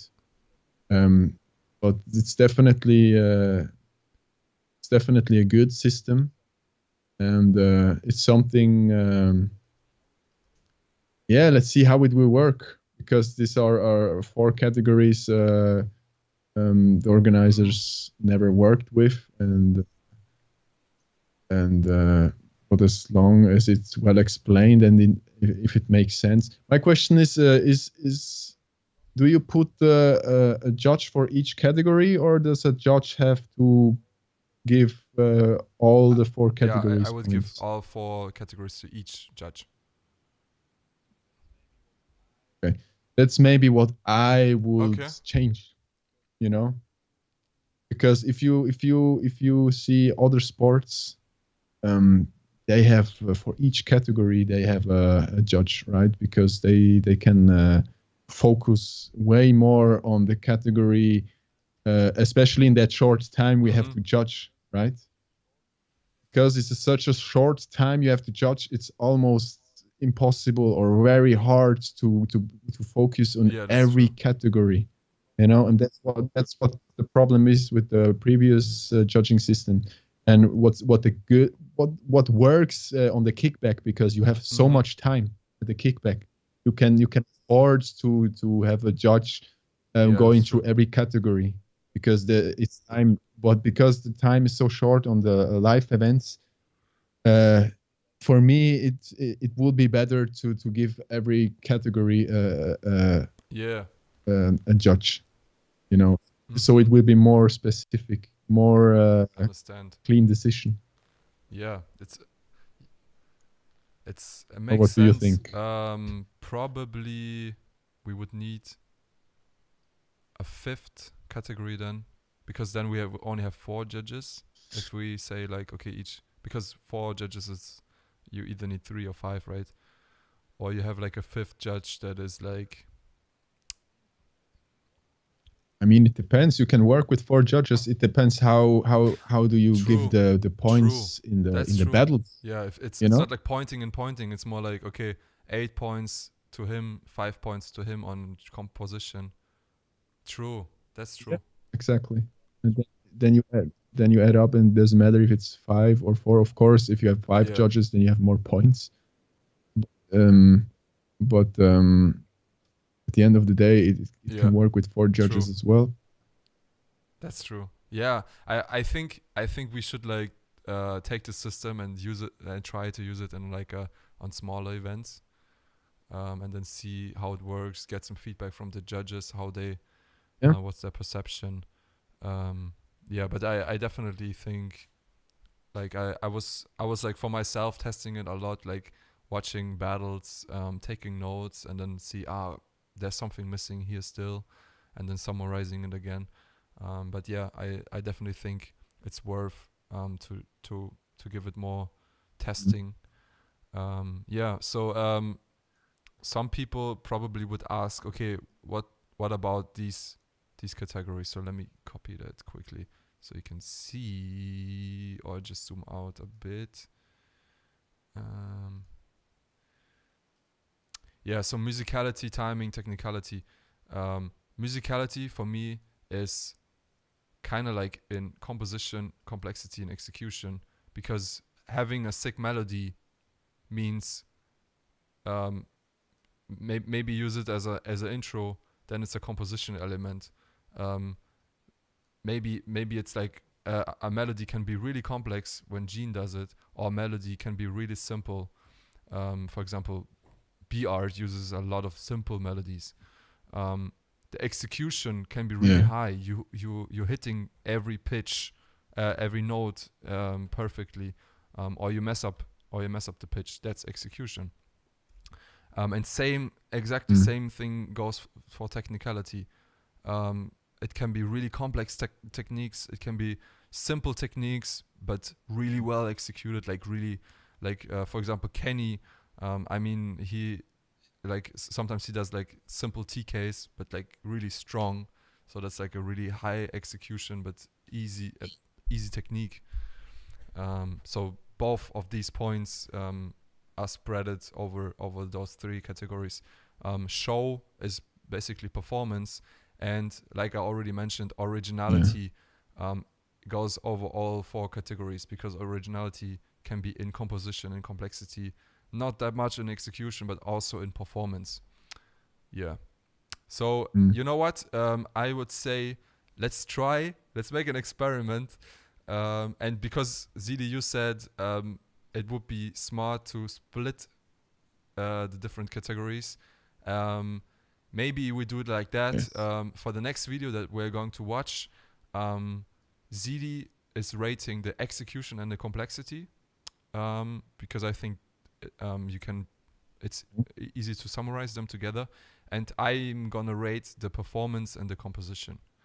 So maybe ZEDE can take a pen or something to take some notes, and then you're giving points from 1 to 10, points right? from 1 to 10. Okay. Cool. Let me write down the sub categories. In cleanness, timing, power, energy, and while ZEDE is writing it down, I'm gonna read out some donations. SK105 donated $5, and he said, "I can definitely check spelling for you, bro." For your German, lol. Yeah, bro, that's true. This is just a small sketch of the system. I will put a proper presentation out, fix some issues and stuff. Philip Wiebe, my bro, my real brother, he just got a member. Thank you, bro. And he also donated $5. And he says, "Wie Brüder, support your family." Thank you, bro. Damn, we have two brothers now watching in the live stream. Dennis the Menace and my brother Philip. That's funny. Okay. By the way, I have one more question. Like where would you put like the rebuttaling aspects of the beatboxing? I would say it depends on what the rebuttal is. So let's say we take what Napalm did against Kenny. I probably would give him plus points here, because he was using a higher complexity that Kenny did, and I would also give him plus points on execution, because he did it in a better way than Kenny. Yeah, but it's a good question. Like, and also execution, right? Depends if he performs it with the more energy and power than the original one. You give more points there as well. It also could maybe be composition. maybe just like also like maybe spread it spontaneity. Yeah, or maybe it's just a category that could be used by any judge, you know, at this point. No. From every let's say you have 4 judges, and someone is rebuttaling. It could be working on every category, I think. Yeah, I understand. how is the crowd reacting to your rebuttaling? You know, how do you Exactly. present Yeah. it? Yeah, like how sometimes it's not really how clear to- that he's rebuttaling. You have to guess, but Yeah. sometimes it's very clear. Like when the opponent is addressing something that his opponent did, and then you rebuttal. This can be a performance element to introduce the rebuttal, right? And then also like for example, Napalm, I think he did a good transition from the rebuttal to his routine, you know. So this is a good he would get plus points for me in case of composition. Or a good example is also his he was maybe you remember the battle, he was battling Slither, and in his second round he was taking the song of Slither, and his whole round was just a rebuttal. Do you remember that? Yeah. Yeah. What song was it? Fuck. Popular Slither routine. Yeah, exactly. Yeah, every day you in my mind. Like he was composing it on stage, kind of. Yeah, so that was he would for the rebuttal he would get plus points probably in each category. Yeah, but it's a good point. I need to clarify. So for next time, clarify rebuttal. Cool. Yeah. So let's try out our system. Once again, ZEDE will rate execution and complexity for the next battle that we watch, and I will rate performance and composition. And for this, we will pick Codfish against B-Art.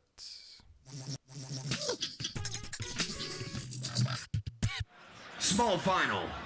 Grand Beatbox Battle 2019. Ladies and gentlemen, right here live, we have Codfish versus B-Art. Are you ready for the battle? Ash! Ash! Ash! Ash! That's what I'm talking about. Keep that energy up. It starts off with Codfish. I say the yeah, you say the no in the air, and yeah! At this sound, bringing life to all. At this sound, bringing life to all.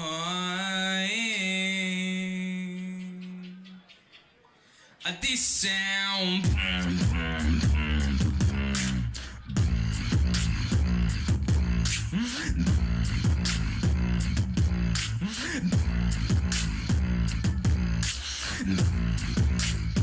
At this sound, I am. At this sound.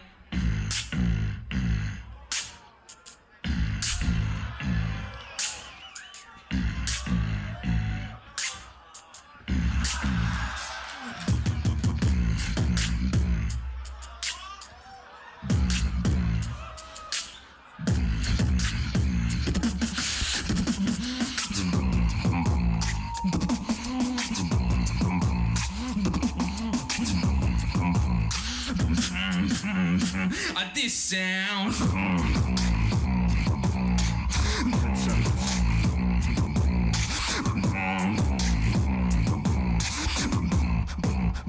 At this sound.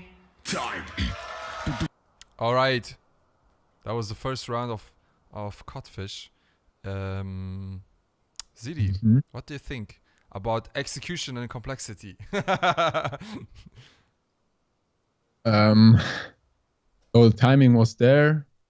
His routine was clean. I didn't hear any flaws.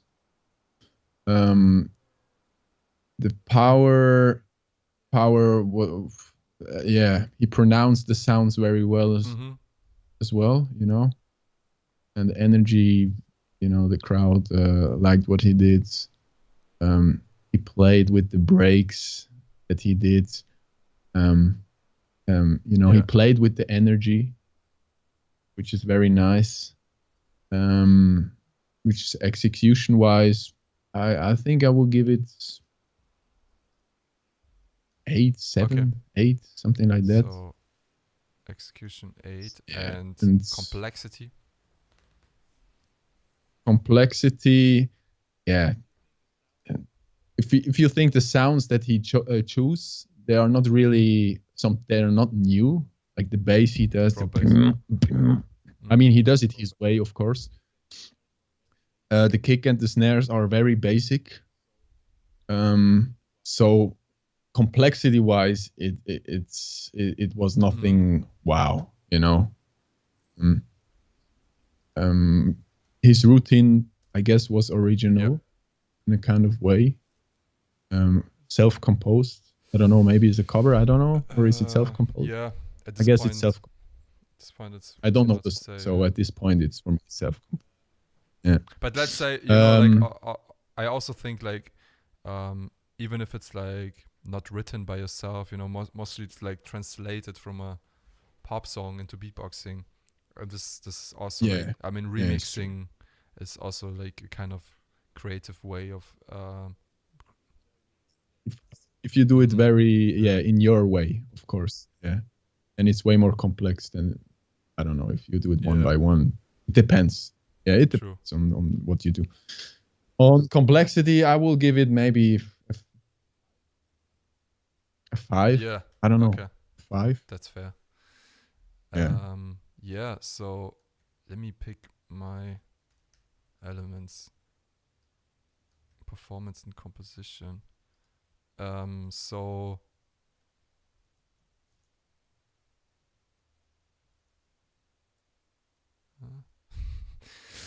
so I think in the first round his performance, I like his like when he started singing, it was really authentic. He had a nice delivery.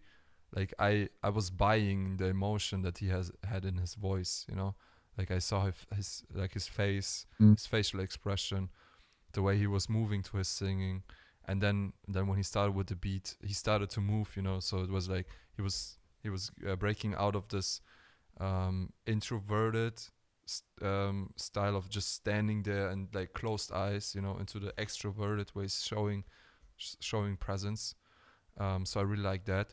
I also enjoyed like when he simplified this beat and with the hi-hat, like he was like playing with the fingers, you know, and he was like messing with beat art, you know, like tapping on his nose. That was a nice performance element, and you can tell it worked because the crowd was just laughing. So I would rate this. I would say, there's actually like looking at what he was beatboxing, and then how he translated it into stage presence, choreography, and crowd control. I probably would give him 9 points. There was nothing extraordinary. Something like an unexpected performance element. I mean, the tapping on the nose was really sick, but like I think there could be like something even more, you know. Let's say, you know, like D-Lo, for example, makes a backflip. That's a extraordinary performance element. So I would keep that last point for like extraordinary performance elements. And then composition, it was his dynamics are really flat. Even though the beat compared to the singing was more energetic, but I was missing this really high energy moment when he goes fully in and confronting B art. So I was missing that. But the rest was really smooth, really fine. It had a nice storyline. But yeah, because I was missing this one big moment where he's confronting B art with a fat beat, with a fat battle beat. I was missing this, so minus points for that one. So I think composition, I think I would give him a 6. Yeah. Okay. All right, so this was the first round of Codfish. Let's watch the first round of B art. This sound. This sound.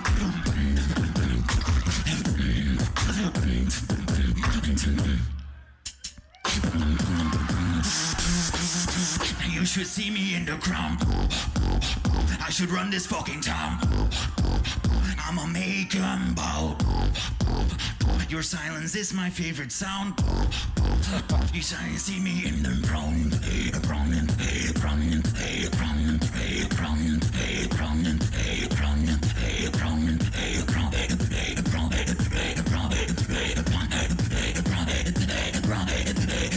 You should see me in the punk.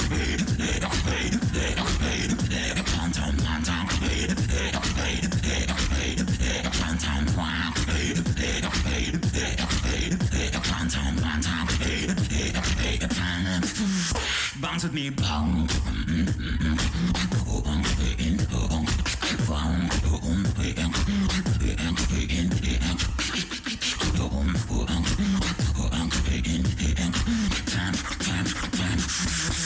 You should see me in the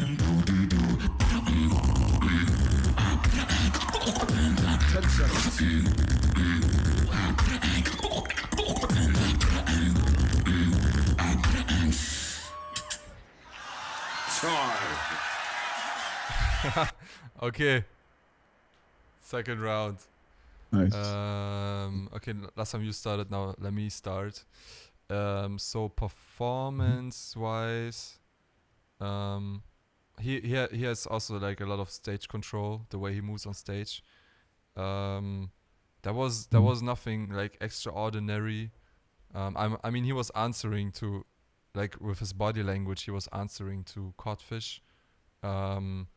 But he didn't use like new elements, something that was like causing laughter or being a way where be like impressed by it, just by the way he moves on stage or something. So performance, I would say, was he has good stage presence, but there was nothing extraordinary, so I would give it a 7. Composition, I would give. I think he had he had nice dynamics inside. He used his time at the beginning to rebuttal. If it was good or not, that's your part. But he used his time to answer, there was good dynamics. He had this really high energy moment. He had really. He was switching between complex technical beats and powerful beats. There was like one beat where he just made people bounce, and then afterwards he was flexing with crazy technicality. So I think it was a really well composed round. Maybe to give, I wouldn't give him 10 points because I was missing maybe a melodic part or some. Yeah, I don't know. The lyrical part didn't hit me that much. Okay. I think he would need to work on this. But other than that, I would say his composition was really on point. So I give him 8 points for composition. Mhm. Yeah, well, execution, he rebutted him in the beginning. I don't think it was better what he did. He just showed that he's capable to do it as well. It felt like Codfish was a little bit cleaner in his version. So it's nothing that was too impressive. Like, okay, he rebutted him, but it was good. It was all right, but not really better. So I will not give any extra points to that, but I will also not deduct any points, I guess.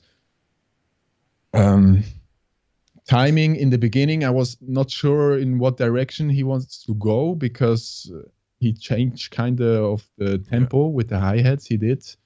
And that was a little bit confusing until he started the beat. And of course it was obvious in what direction he goes. I think he tried to surge the tempo because Yeah. because he rebottled.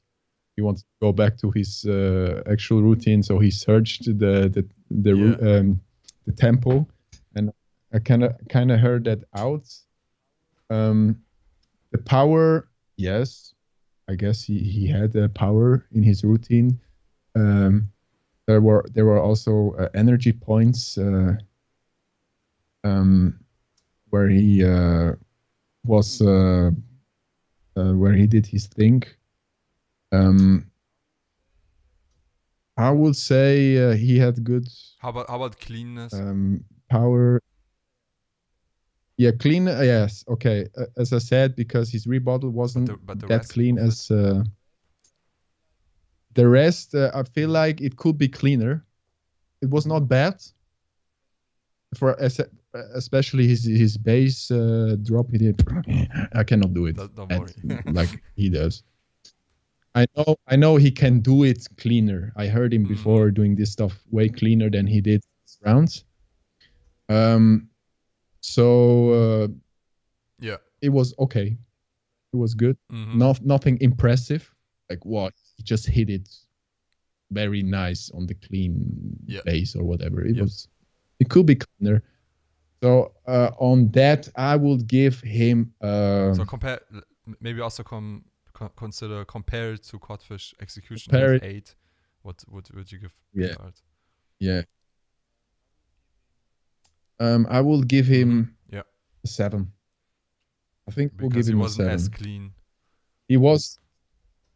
Yes, he wasn't as clean as what Codfish did in the rebuttal, and also I feel like I heard BR doing his rounds a little bit more cleaner. At the end, I think the last thing he did, the start, was a little bit shaky, but then he got the rest of it. So yeah, I think a 7 is fair. All right, and complexity, so difficulty and originality. Complexity, yes. I would say it was definitely more difficult what Codfish did. So Codfish had complexity 5. Yes, he had 5. I was just thinking about the round again. Originality, definitely he had some elements in there that was nice as well. I will give B Arts there also. I think I will give him a solid 7. Yeah. All right, so let me calculate that. So 9. I'm really bad. Let me calculate that. Yeah, so first round of Codfish, he had 28 points, and B Art 29. Wow, that was close. Yeah, but I can feel that. I would agree. I would agree that B Art was better in the first round.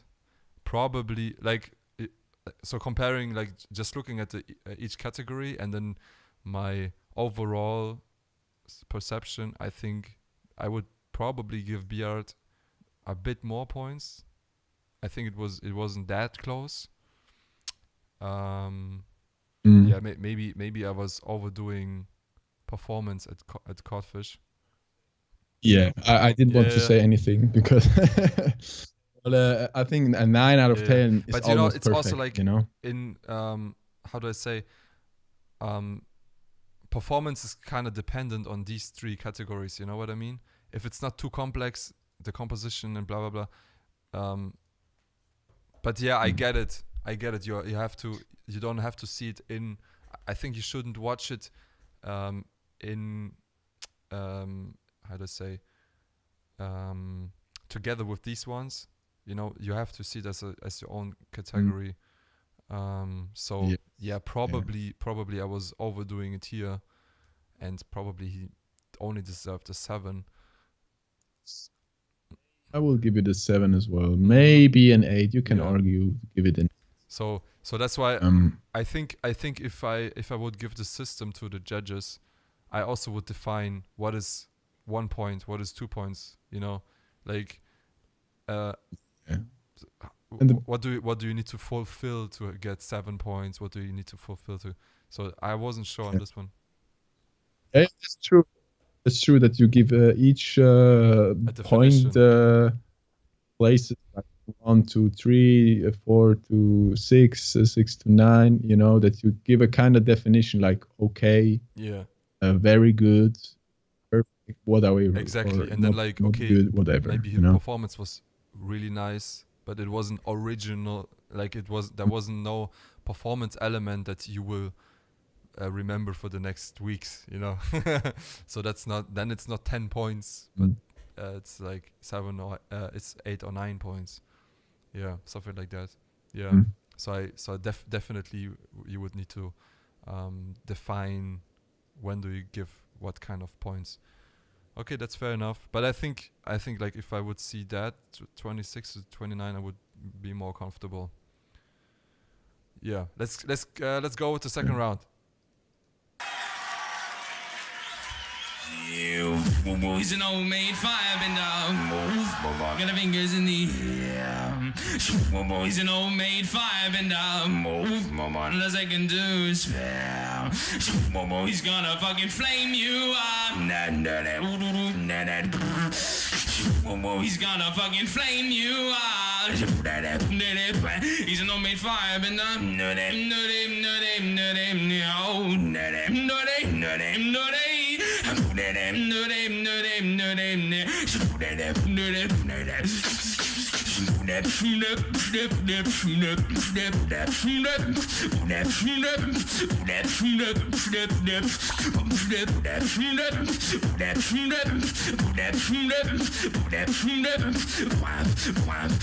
Weak melody jam.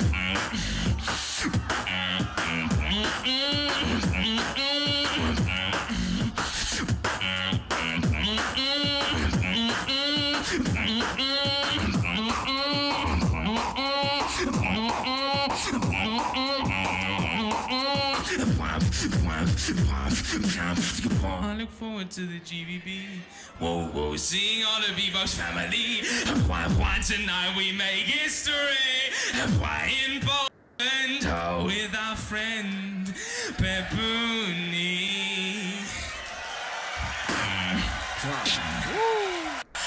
All right. That was a whole different story. Like a whole different vibe. Let me reframe. Okay, wait, I start. Yeah, you have to start now. Execution and complexity. Yeah.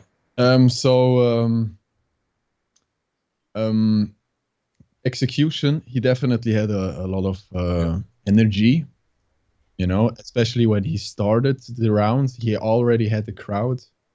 He already catch the crowd. He already got the attention of the crowd, and he got that crowd's attention until the end of his round, right? So, and the power was good as well. You know, he had some power. The timing, he was on time. The thing is with timing, he did nothing special with the timing, right? So even though he was pretty much every time on time, I cannot give him 10 points for timing because it was nothing crazy, you know. I have to say where I have to focus on timing that much. But timing was good and clean. Yeah, it was okay clean. In the beginning, I felt like he didn't really hit the notes that perfectly. Agree. It was not that clean. Other than that, the rest was good. So I will give him there. I will give him an 8. Yeah, I will give him an 8. 7.5, 8, something like that. Okay, and complexity. So difficulty and originality in sounds. Yes. Not much difference than the first round. He has his sounds that he used in the first round as well. He used the same bass. He I think about difficulty. It's definitely not easy, but it's also Yeah, not so here you need to only difficult differentiate level. between, is it not difficult because his execution is extraordinary, or are the beats that he does are, like, because I think his execution is Yeah. really high, but like, just imagine you Yeah. need to copy what he did, I think. Yeah. If we talk about the drums, Yeah, it's not difficult. If we talk about how he switches from the bass to the melody, yeah, exactly. I cannot The do voice that. crack technique. But this part I would say is difficult to do, or not easy to do, way more difficult than the drum parts. So I will not give him too much points there, but I will On give him maybe a complexity. 6. Yeah. Okay. Yeah. Okay, before I give Yeah. my points, we have a new donation from LVVIE, Livy. Donated $2. Thank you very much.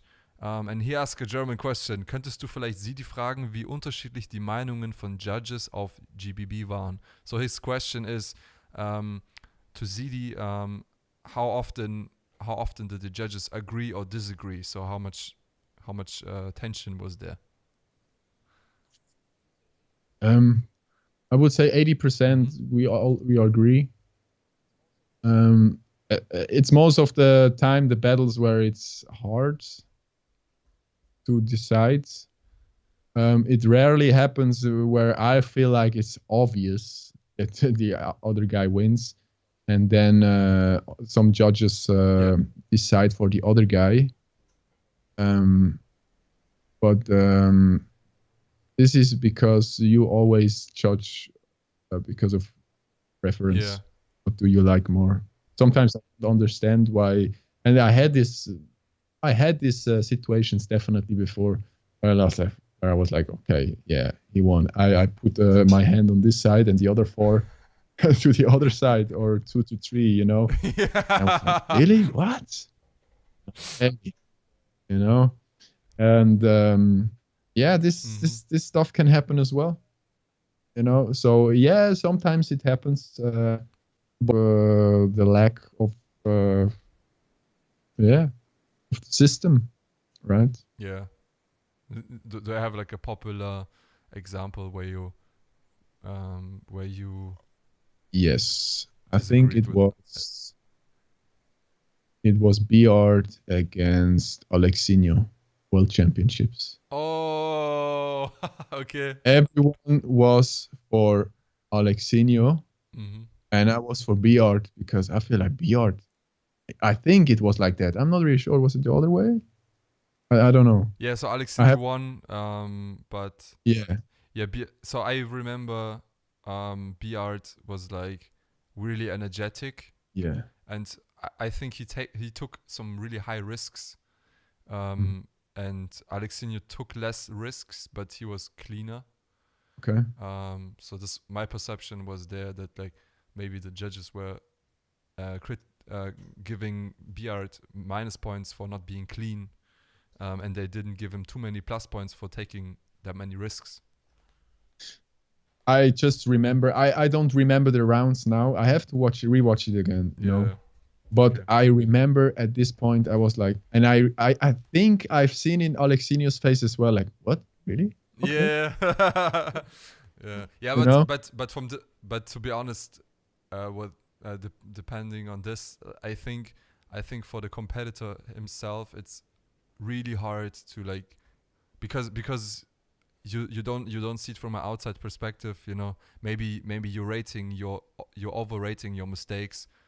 Like I can tell, like for me it's like when I make a mistake on a battle, I'm overrating it really often. Maybe the judges didn't even recognize. And then also you don't really know how at one point you don't really know anymore how complex your stuff is because it's your routine, right?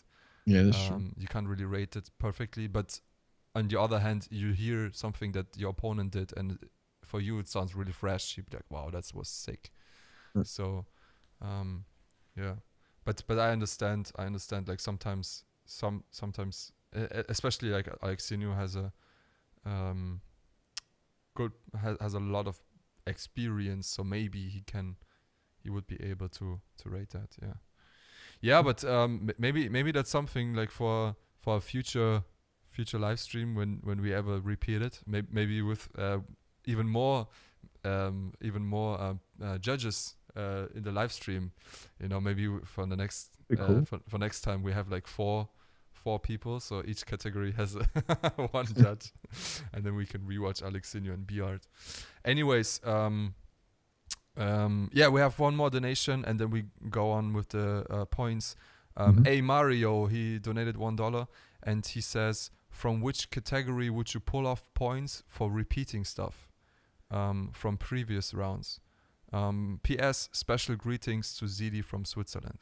Thank Yeah, you. so I think he's referring to in which category you would give minus points if someone does repetitive things. Can you bring up the categories? Yeah, it's performance, execution, Oh, yeah. complexity, composition.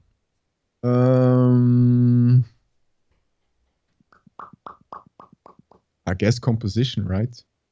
Right, yeah, I would say too. Execution, maybe. Composition. I would say composition and complexity, because let's say you do a lip roll, and it's complex, but then because you do the same stuff again in the next round, it shows that you're not a really complex beatboxer. You know what I mean? So it's Okay. and it's also plays into like complexity also is originality in sounds, and doing the same stuff from the previous round. In each round you kind of need to reinvent yourself, right? If you be Yeah. repetitive, that means you're not really original compared to what you did in the previous round. Yeah, true. Yeah, but Definitely composition heavy based. I would think, because you don't compose something new. You compose the same structure or the same rhythm. So let's say like the worst case, you do the same beat again, then definitely yes, I would say then it's structure and composition. Yeah. But I feel like if you repeat something, it automatically affects all the categories, because if I would give points to execution and I hear something again, it automatically gives me like, okay, it's the same power as before, it's the same timing as before, it's the same choreography you did, it's the same structure is right. Everything, it didn't change, so true. Yeah, so I think this is really hard to generalize. I think you need to like see a specific example, because repeating something can be, you be repetitive because you always use the same sound. You be repetitive because you did a routine twice. You be repetitive because you always use the same structure. You start singing, then a heavy drop, then singing again. So I think it really depends on the specific example where you would give minus points for that. Yeah. Okay. All right. So I didn't finish up yet with my points. So performance. Yes. He had a crazy crowd control in this one. He was activating the crowd a lot. Of course, it was easy for him because the crowd knew the song already. But also like he was kind of like switching the lyrics at the end, referring to GBB, blah blah blah. Like it was a really emotional emotional moment. And then like he just ended up with the last sound and then turn around. It was a really cool ending move. Yeah, and also I could feel like his expression, like when you look into his face, you can feel the emotions, representing also what he sings and what he's beatboxing. But it wasn't like there was no extraordinary performance element where I would say, wow, I never saw beatboxer performing like this. So I would say it's a 7. So also compared to the first, there was like a extraordinary move, let's say, like, you know, like tapping Beard's nose and doing these hand movements on the hi-hat, but the first round wasn't that extroverted, like in the first round, like in the second round. So the second round there was nothing really original, but the overall performance was on a really high level, and composition. It was a really solid composition. The problem is I know this routine already. He did it in the last year, but he didn't do it in this year. So that's like really hard. I think really hard to, you know, like the evolution compared to last GBB. It wasn't original, because he did it already. He used the same beat already. So in case of being original in composition, I wouldn't give him plus points there.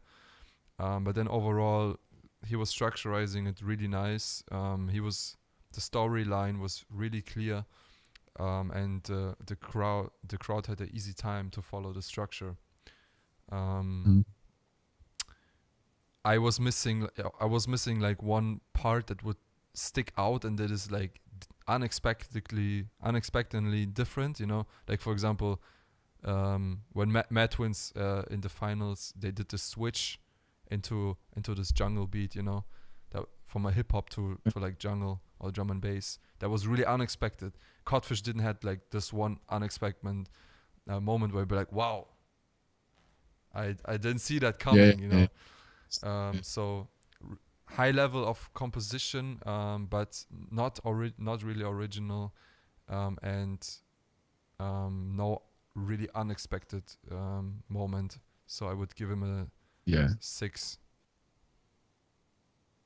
Okay. Yeah. Yeah. I would say a 6. Let's continue with Beard. All right, nice showcase. Burial zone, gonna get you beating, slingshot ninja, dealing with the ways of the planes, all breathing to make a sound on your feet while you leave. Suffocate mind, stay block on, and you're gonna get a tip. Side on the blood, jab up, man, animal, prey, done that bleeding. Some snake eyes, gotta get them locked in the ways of the place up, place up, place up, place up, place up, place up, place up, place up, place up, place up, place up, place up. Gotta get them locked, gotta get them locked, gotta get them locked, gotta get them locked, gotta get them locked, gotta get them locked, gotta get them locked in the ways of the laser.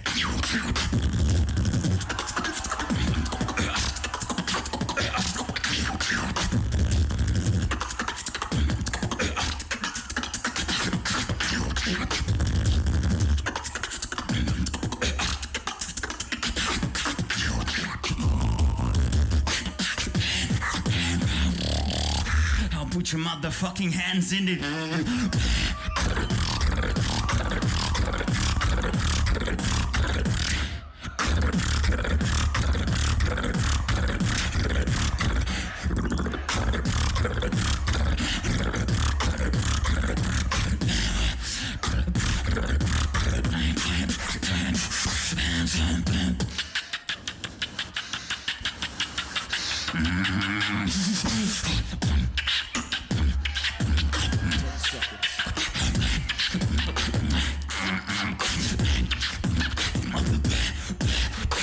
I look forward to the GBB. Time. Okay. But by the way, quick note to the quick info to the chat. we're going to make after this video. We're streaming now for I don't know how much time, over 2 hours. So I guess that's the last video. We want to keep some videos for future live stream. After we finished watching this and analyzing this, you will get some time to ask some questions, and we will go through the chat also. All right, Hershey, Nice. do you agree with that? She's like spamming, the whole chat. Notice me, blah blah blah. Anyways, ZEDE, execution and complexity. Yeah. Execution. The cleanness in the beginning was I don't know what the hell he said there. Yeah. What So he was. the rap. Do you mean the rap lyrics? Yeah, I don't know if it was on purpose or not. Yeah. You know, but if I, as a judge, I'm not sure if it was on purpose or not. It's already like he didn't fulfill that what he wanted to do for me. Yeah, right? he didn't deliver the message. Wasn't clear. Yeah, the drop was good. The drop was nice. He switched then to the technical part. For me, I felt like it was a little bit too much. It was clean in the beginning, in the middle. In the end, I felt like he lost some power and air. Mm-hmm. And then he switched to the crowd control part, to the hip hop part, which was cool to get the energy back, Mm-hmm. right? To regain some power, and then yes, at the end, I think it was good as well. It was a little bit here up and down. I feel like it had some good stuff in there, some bad stuff in there. Yeah. Timing overall, he had a little bit flaws here and there, but nothing really bad. Mm-hmm. I will give it a 7 again. Okay. Yeah, I will give it a solid 7. Complexity. Complexity, difficulty.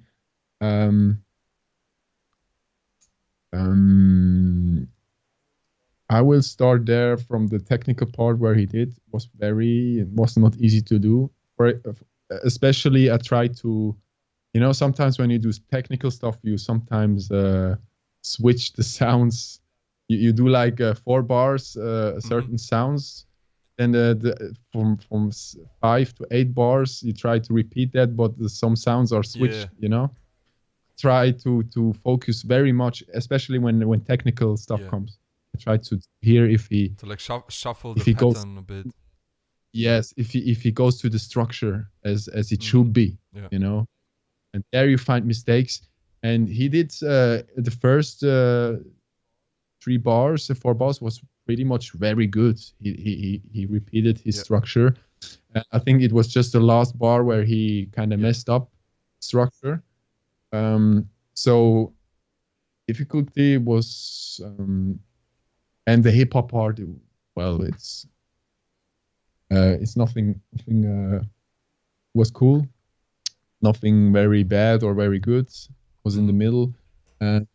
Originality of sounds was it was B art style. It was his thing he did, but also except for the technical part he did, there was nothing very much. I felt like was different than what he did, or harder or worse than before. It was. So I will give him there. I will give him. That's now a good one. Even a 6 or a 7. Even a 6 or a 7. I will give him a 7. Complexity 7. Yeah. Yeah. So also like considering compare it to codfish, so slightly higher complexity than codfish. Mm-hmm. Yeah, yes. But slightly worse execution. Yeah. Okay. I see that. Yeah. I also like right now like I had a quick thought, like especially when you're splitting, like if you have judges for each category, and they're only judging one category. Like normally when I would use the system, I was like really strictly just looking at performance, just strictly look at execution. But I think you need to like for example, Codfish first round, I gave him a lot of points for performance, because with the material that he used, he was performing well, you know. But like globally speaking, it wasn't a crazy performance, because the overall the beat wasn't on a high level. So I think especially when you would use the system where each judge has his own category, these judges would need to shouldn't ignore the others. So and more like make this category dependent on the others, right? So like you just said, like with the complexity, you kind of also mentioned some stuff that is composition, but you can't ignore composition in complexity, right? So it kind of plays a role here and there. True. Yeah, that's true. And now I had to judge 2 categories, and I'm already struggling, you know. True. Imagine having four categories, you know. True. But yeah, like I think if you like if you be more like fluent in you have like your category, but you also look into, like, when you look at complexity, composition kind of also plays a role for you, but you stick to complexity. So this is your ultimate category. I think this could actually work then. Yeah, maybe. Yeah, I need, maybe on complexity I need more points to go through, you know, because it's difficulty and originality of sounds. If I just go for these 2 points, I'm too limited. Okay. You know. Yeah. But as you said, it's just a beta version. Maybe system, right? maybe also here you can be like technical patterns, melodical patterns, lyrics. Yeah. You know, so like I mean, if you have a high complexity in beat patterns, but you only do beat patterns, you know, then and they're really hard to do, but you only stick to one style, then you still would get a lower rate in complexity. Then, for example, like you have complex melodical patterns, complex technical patterns, complex singing style, and complex rap style, for example, then you probably would get a higher complexity rate. Maybe just. I would maybe even go so far and give the subcategories points. Add it all up and divide it to how many subcategories there are. So you have a total point of the main category. Understand. If you get more technical. Yeah, true. It's just like something. That's why we're doing it. This is not the end result of the system. This is just the process. Just playing around right now with it a little bit, just to see. So performance. Who won? Oh no, it's your turn. I forgot. Okay, so I would directly compare it to Codfish right now. So performance, I would say they were pretty much even. Beard had this moment with the crowd where he made them bounce to his hip hop beat. Beard was like, when he did his technical patterns, he was like using the energy of the technical parts also for his choreography. I really liked that. And yeah, overall he had a lot of energy while he was performing. Also, like when in his rebuttal, even though the rebuttal talking about execution didn't really work for me, the body language was right. Also, like at the end, he was like, he was like, yeah. Yeah, it was kind of funny. So I think, so compared to Codfish, I think they were pretty even on this. There was nothing outstanding performance-wise. But he had the same level of stage presence like Codfish. Yeah, I will give it the same, maybe slightly less, but because I felt like the performance, the crowd reaction of Codfish was a little bit higher. True. But okay, yeah, you can give same points. Yeah. But then also that's a hard one because Codfish had a more crowd response, but I felt like Beard was more dynamic. Yeah, he moved more. He was more active on the stage. And also, when he just like comparing, like for example, on his technical beat, he was like on his tippy toes, kind of moving to it, and then on the hip hop beat, he had this kind of rapper MC style, so he was dynamic in his performance. So I think I would stick to 7. I understand your point with the crowd response, but at this point I also would say Codfish kind of had an advantage because the crowd knows the song. You know what I mean? Yeah, true. So, and it's like, if I don't know if let's overdo it, like kind of like imagine Drake is coming to a beatbox battle and he starts to sing his song. Of course, everyone will go crazy, even though. True. Yeah. Okay. Composition. He was dynamic. I think he was more dynamic in his composition than Codfish, because he had some technical parts. He had some lyrical parts. He had some powerful hip hop vibe thing going on. There was nothing super unexpected. And his rebuttal the transition from his rebuttal into his actual routine wasn't that flawless, and also like his transitions themselves could be, I think, a little bit more flawless. Like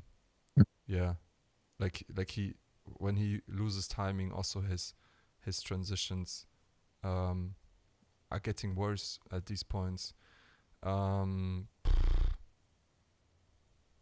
But still, like he was able to keep the energy through the whole round. I didn't feel like I didn't get lost at any point. There was no point where like that was too long. The rebuttal kind of didn't work, but still, there was enough dynamic to keep my attention through the whole round. Okay. So compared to Codfish didn't have like these technical moments where he comes out of himself. Codfish was really sticking to his style, he wasn't like going out of it. Beard was going out of himself. So I think it would give him 1 point more than Codfish. Okay. Interesting. Okay, so calculator. So actually, so Beard then would have 28 and Codfish 7, 8, 6, 27. Interesting. Okay. Yeah. Okay, so execution Codfish was better. Complexity Beard was better, and composition Beard was better. But it was close. Yeah, I don't know. I think in performance both didn't do something outstanding, but both had a great stage presence. But there was no backflip or Yeah. So what do you think? Yeah, it's if you watch it that kind of if you watch it from this point of view, it's definitely more detailed, and and yeah, it's also very interesting, you know. But as more judges you have through this category, Yeah. as more clear it gets, you know. Yeah. So what I definitely think I probably need to define them even more. Yeah, definitely. Like- Yeah, definitely. And also, we stick to 10 points. For example, I saw once, I think it was a snowboard event, they give percentage, Mm-hmm. you know, 0 to 100%, which is also interesting. But I don't know. Also like graphical, it can be interesting.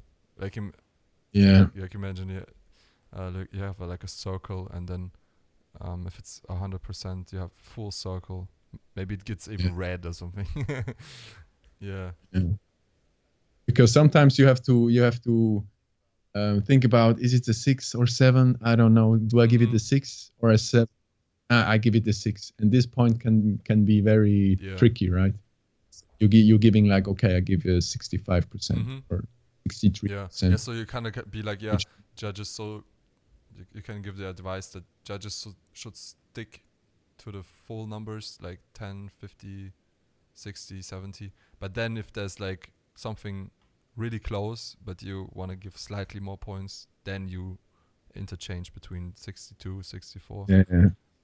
And this is, I think, something, you should definitely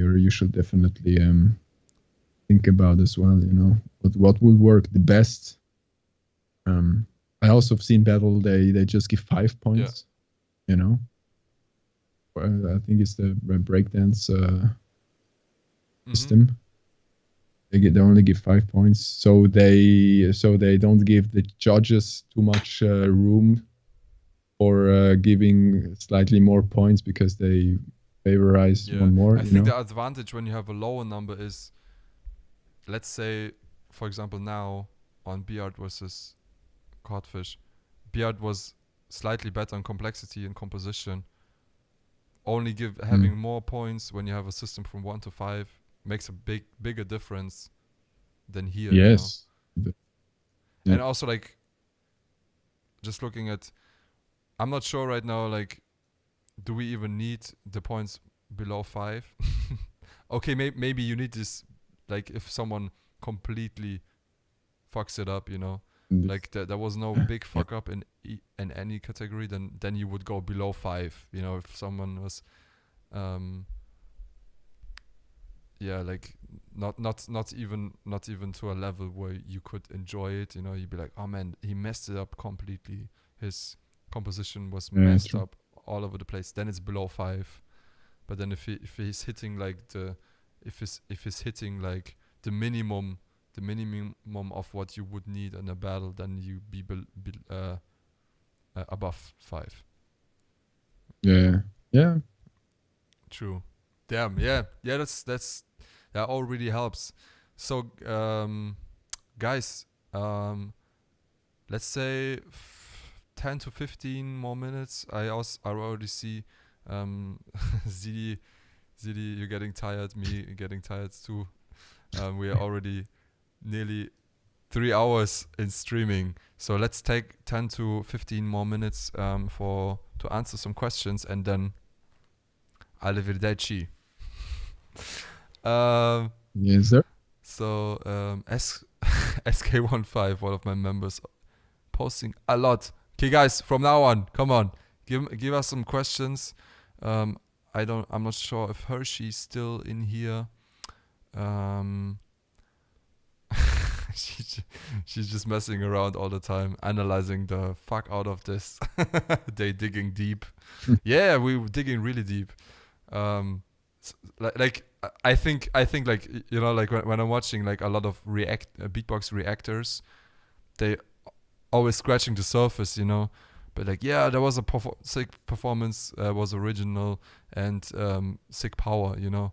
But then I think like that's so obvious, you know. That's so like, it can be so obvious even for the audience. I think it's then interesting to watch someone analyzing when you dig deeper and you see stuff I would say the regular audience wouldn't see.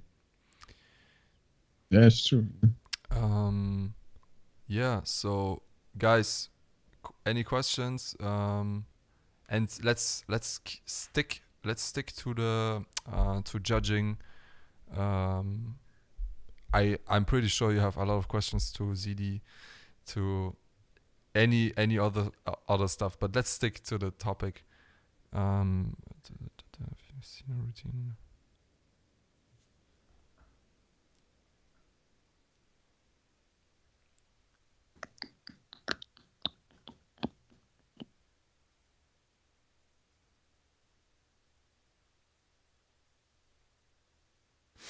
Okay, that's a nice question. How would you choose sound? Okay, wait, that's a weird English. How would choice of sounds fit into the judging system? I don't mean complexity of sounds, but how well a sound fits into the routine. For example, choosing a PF snare over a K snare. So what he does, like imagine you make a house beat, and then the snare would fit better than that's like sound choice. How would you rate? How would you? Well, in which category would you see sound choice?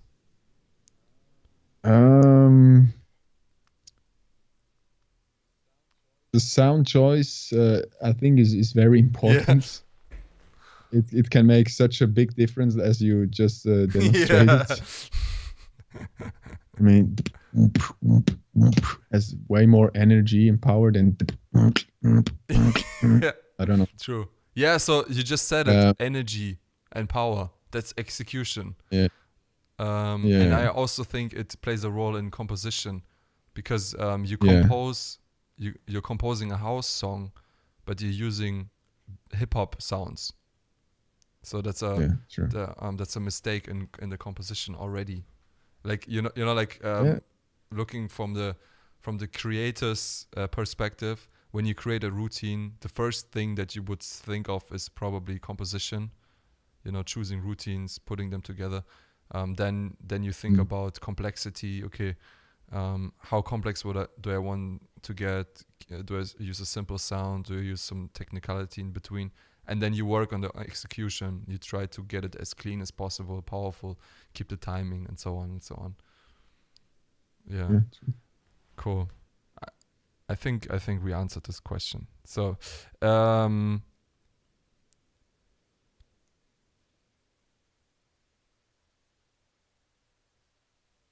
okay. What about loop station judging? Can we? The question is, could we use this same system for loop station too? So I would say in loop station, what additionally plays a big role is mixing, for example. Mixing isn't, to a certain amount, is important in solo beatboxing too, but I would say it plays a bigger role in loop station. I would say mixing for me, but it's also execution. How clean does a beat sound? How powerful? Sound design, like using certain effects, I would say, is both execution and complexity.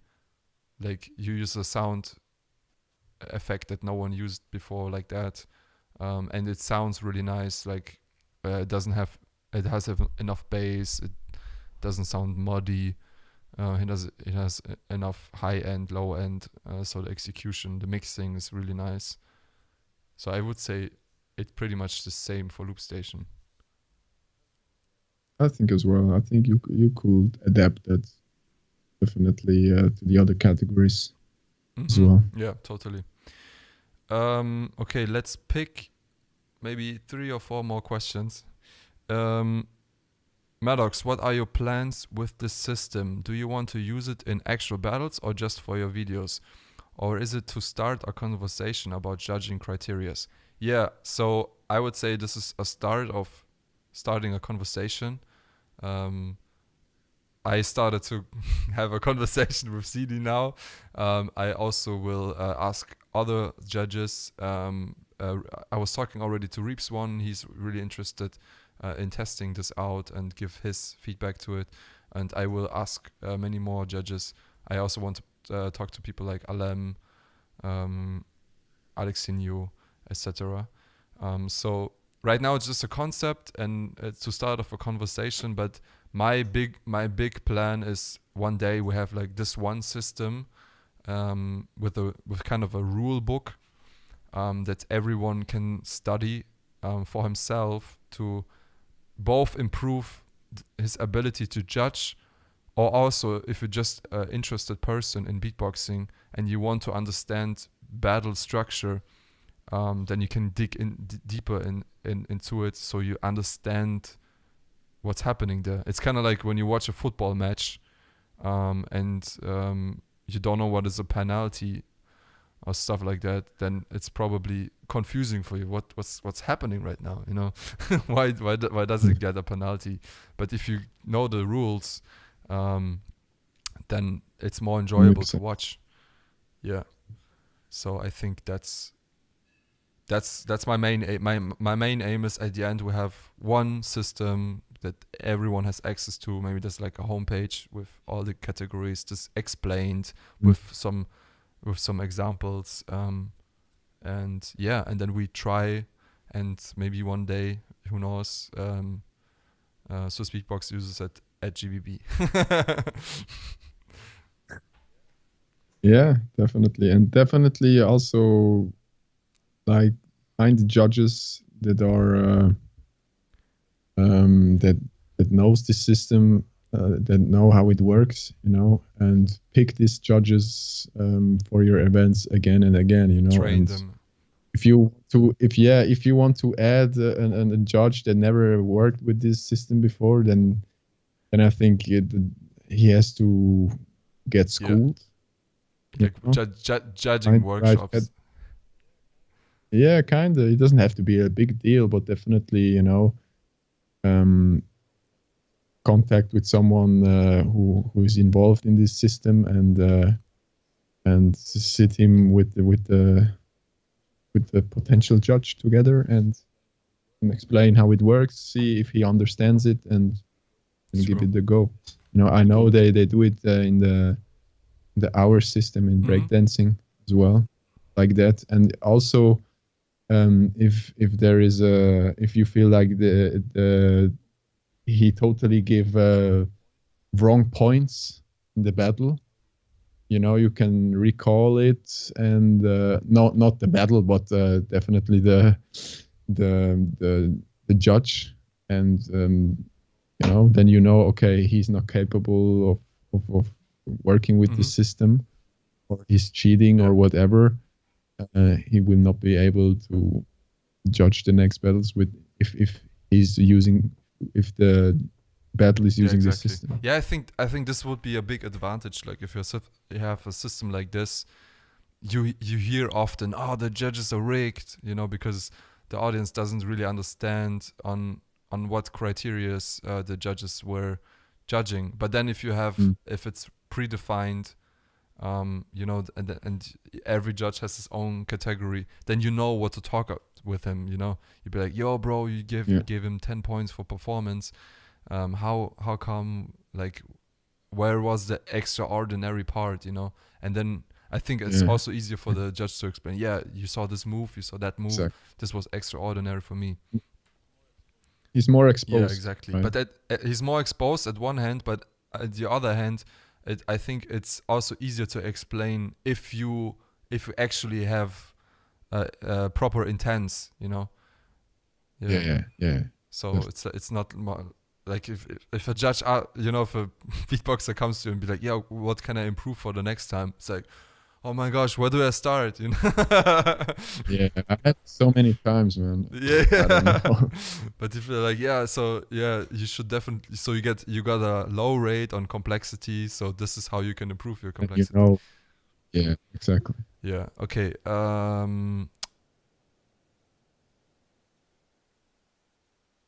Okay, let me quickly filter all the questions so I don't use some multiple ones.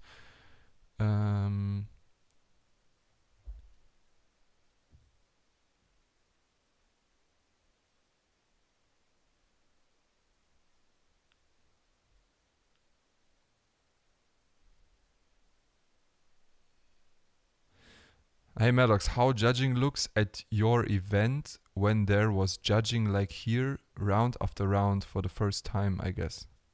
I don't get this question. Is it because usually you judge at the end, right? You give the result at the end. But what we did We're is judging round after round, yeah. As you go from beatboxer to beatboxer.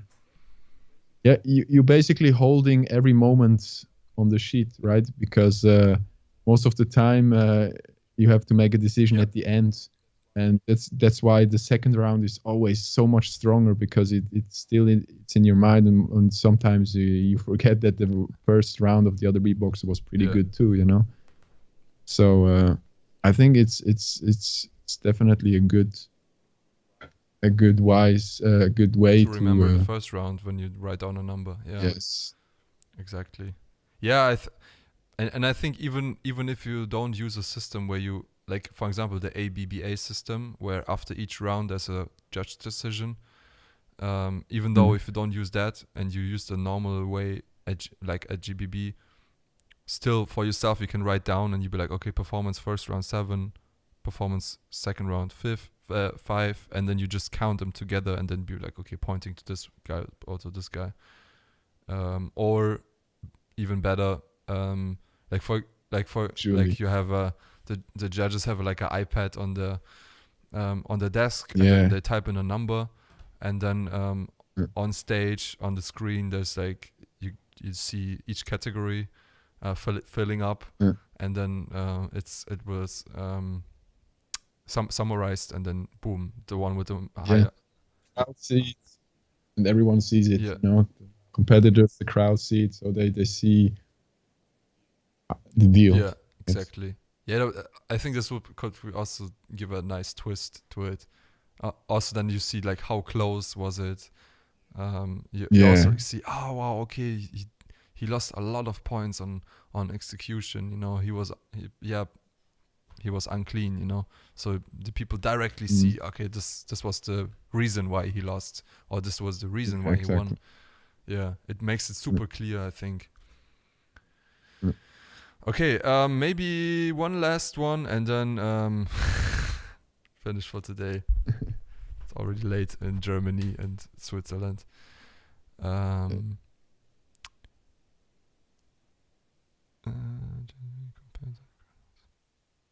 Every system has its pros and cons. Are there any cons that you can think of for this judging system compared to the current ones? So I think the biggest con is that you actually have a system then. You know, if like what I dislike from the previous systems is not only that stuff like musicality, technicality is hard to rate, but also each event has slightly different systems, right? So as a judge, you come to a new event and you always need to adjust. You can't train yourself in one particular system, but you always need to readjust yourself. And I think, and you need to be honest on this one, I think most judges don't even do that. They don't readjust. You know, they take the experience from the last time, and it doesn't really matter what the event organizer tells them. They'd be like, I know it better. I know what's important, right? And then they just judge by the experience, not by the system. Yeah, it's most of the time if I judge, they give me a paper with categories in the battles, for example, and I don't go for the categories. I just go by the guts. This guy was way better, or this guy was better, and you point to a side. But it's getting tricky when it's very close, and I think that's where the system is really helping out. You know. Yeah, true. And no system is perfect. It's impossible because it's music at the end of the day, you know. And even this category system is not perfect, but it's nice if you have something that is could work better, or is closer to perfect than other Yeah. categories. Yeah, so like the closer that we get to the point where people understand the system and don't see it as a burden, but can see it as an advantage, I think then it's a good system. It's a bad system when you go over it and there's so many misunderstandings in there. Like, what does musicality mean? I don't understand it, and then the judges are not even clear on some points, They sit together and they be like, for me, musicality is also composition and melodies, and the other judge would be like, for me, musicality is just singing and melodies, Or he'd be like, yo, for me, musicality, because I'm a drummer and a singer, both drumming and singing for me kind of is musicality. And then everyone has his own perception, and then there's a misunderstanding. But if you have a system where every judge has the same perception from each category, or at least gets really close to it, and there's less misunderstandings, I think then you have a system that works. Yeah. Exactly. All right. Guys, I give you one more, and then we're out of this. That's the really fundamental tech.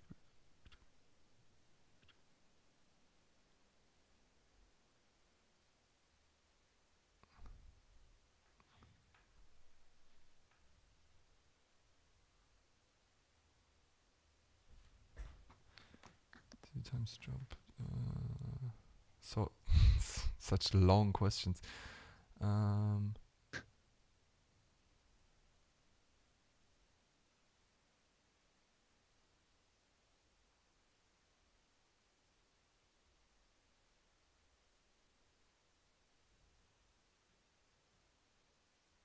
Okay, I guess there's nothing that we didn't talk about already. Okay. No, it's fine. Cool. I think we made it pretty clear. All right, guys. Thank you very much for watching. Thank you very much to ZEDE taking his time. 3 hours of live streaming. Yeah, thanks for it was fun. It was definitely fun. It was very technical and very intense about judging. I hope everyone could follow up what we talked about and also was interested. But it is what it is. Some people think it's easy to judge, but it's definitely not, as you can see. And True. Yeah. I think after this live stream, some people will get a better understanding how hard it is. Also, like sometimes we would disagree on certain points, and this is what's making it hard, right? If you see the other judge is disagreeing with your point, then you'd be like re-questioning yourself. Wait, did I make a bad decision? Is it really? Is he right? Is he wrong? Or yeah. So it's like you also need to be confident with your decisions. I think that's like it's like a lot of people how do I say, they only see the competitors having a lot of pressure, but they don't see the judges. I would say sometimes have even more pressure than the competitors, right? The competitors can perform, but the judges decide who's the next world champion, the next GBB champion, and this the judges can influence the history of a person. It can affect the whole career. Imagine Dilo lost again on GBB last year. It would heavily affect his career, and this is the big pressure that every judge has when he goes to an event and needs to judge and has this in his mind. If I make a wrong decision, it can change someone's career forever. So big props, ZEDE, man. I mean, you're judging GBBs. I changed a lot of careers. You changed a lot of careers actually, and you're still alive. No one of the beatboxers killed you for a wrong decision. So I guess you made a pretty good job. Yeah, I mean, I'm also not perfect. I'm, if I watch back some battles I judged, I second guessing. I also had some second guessings, but nobody's perfect, and the systems, sometimes you hear it live and then you hear it at home. It's completely different. Yeah, but I sometimes. mean that's the humanity also in judging. Otherwise, we just would have robots, Yeah.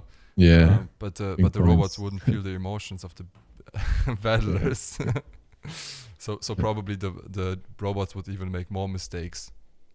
Yeah, of course. All right. So Right.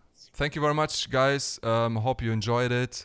I probably will keep this live stream public for like a week, because I think this is a nice topic. I want people to discuss with me in the comment section. I want to see other professional beatboxers having the chance to see this live stream. So normally I take off my live streams and only members can watch it, but this one I will keep public. So you can rewatch it, share it, and share your thoughts in the comment section. I'm really excited to discuss it with you. And as I told you, this is just the process of creating a system. This is not the finished system. And I will repeat this, maybe with ZEDE again. Maybe we have more judges inside, maybe even 4. That would be really interesting. So yeah, stay tuned, guys. Thank you very much, and thank you for ZEDE once again. Big shout out to ZEDE, always around in the scene, always helping out, and always be a great judge. Thanks, and see you soon, guys.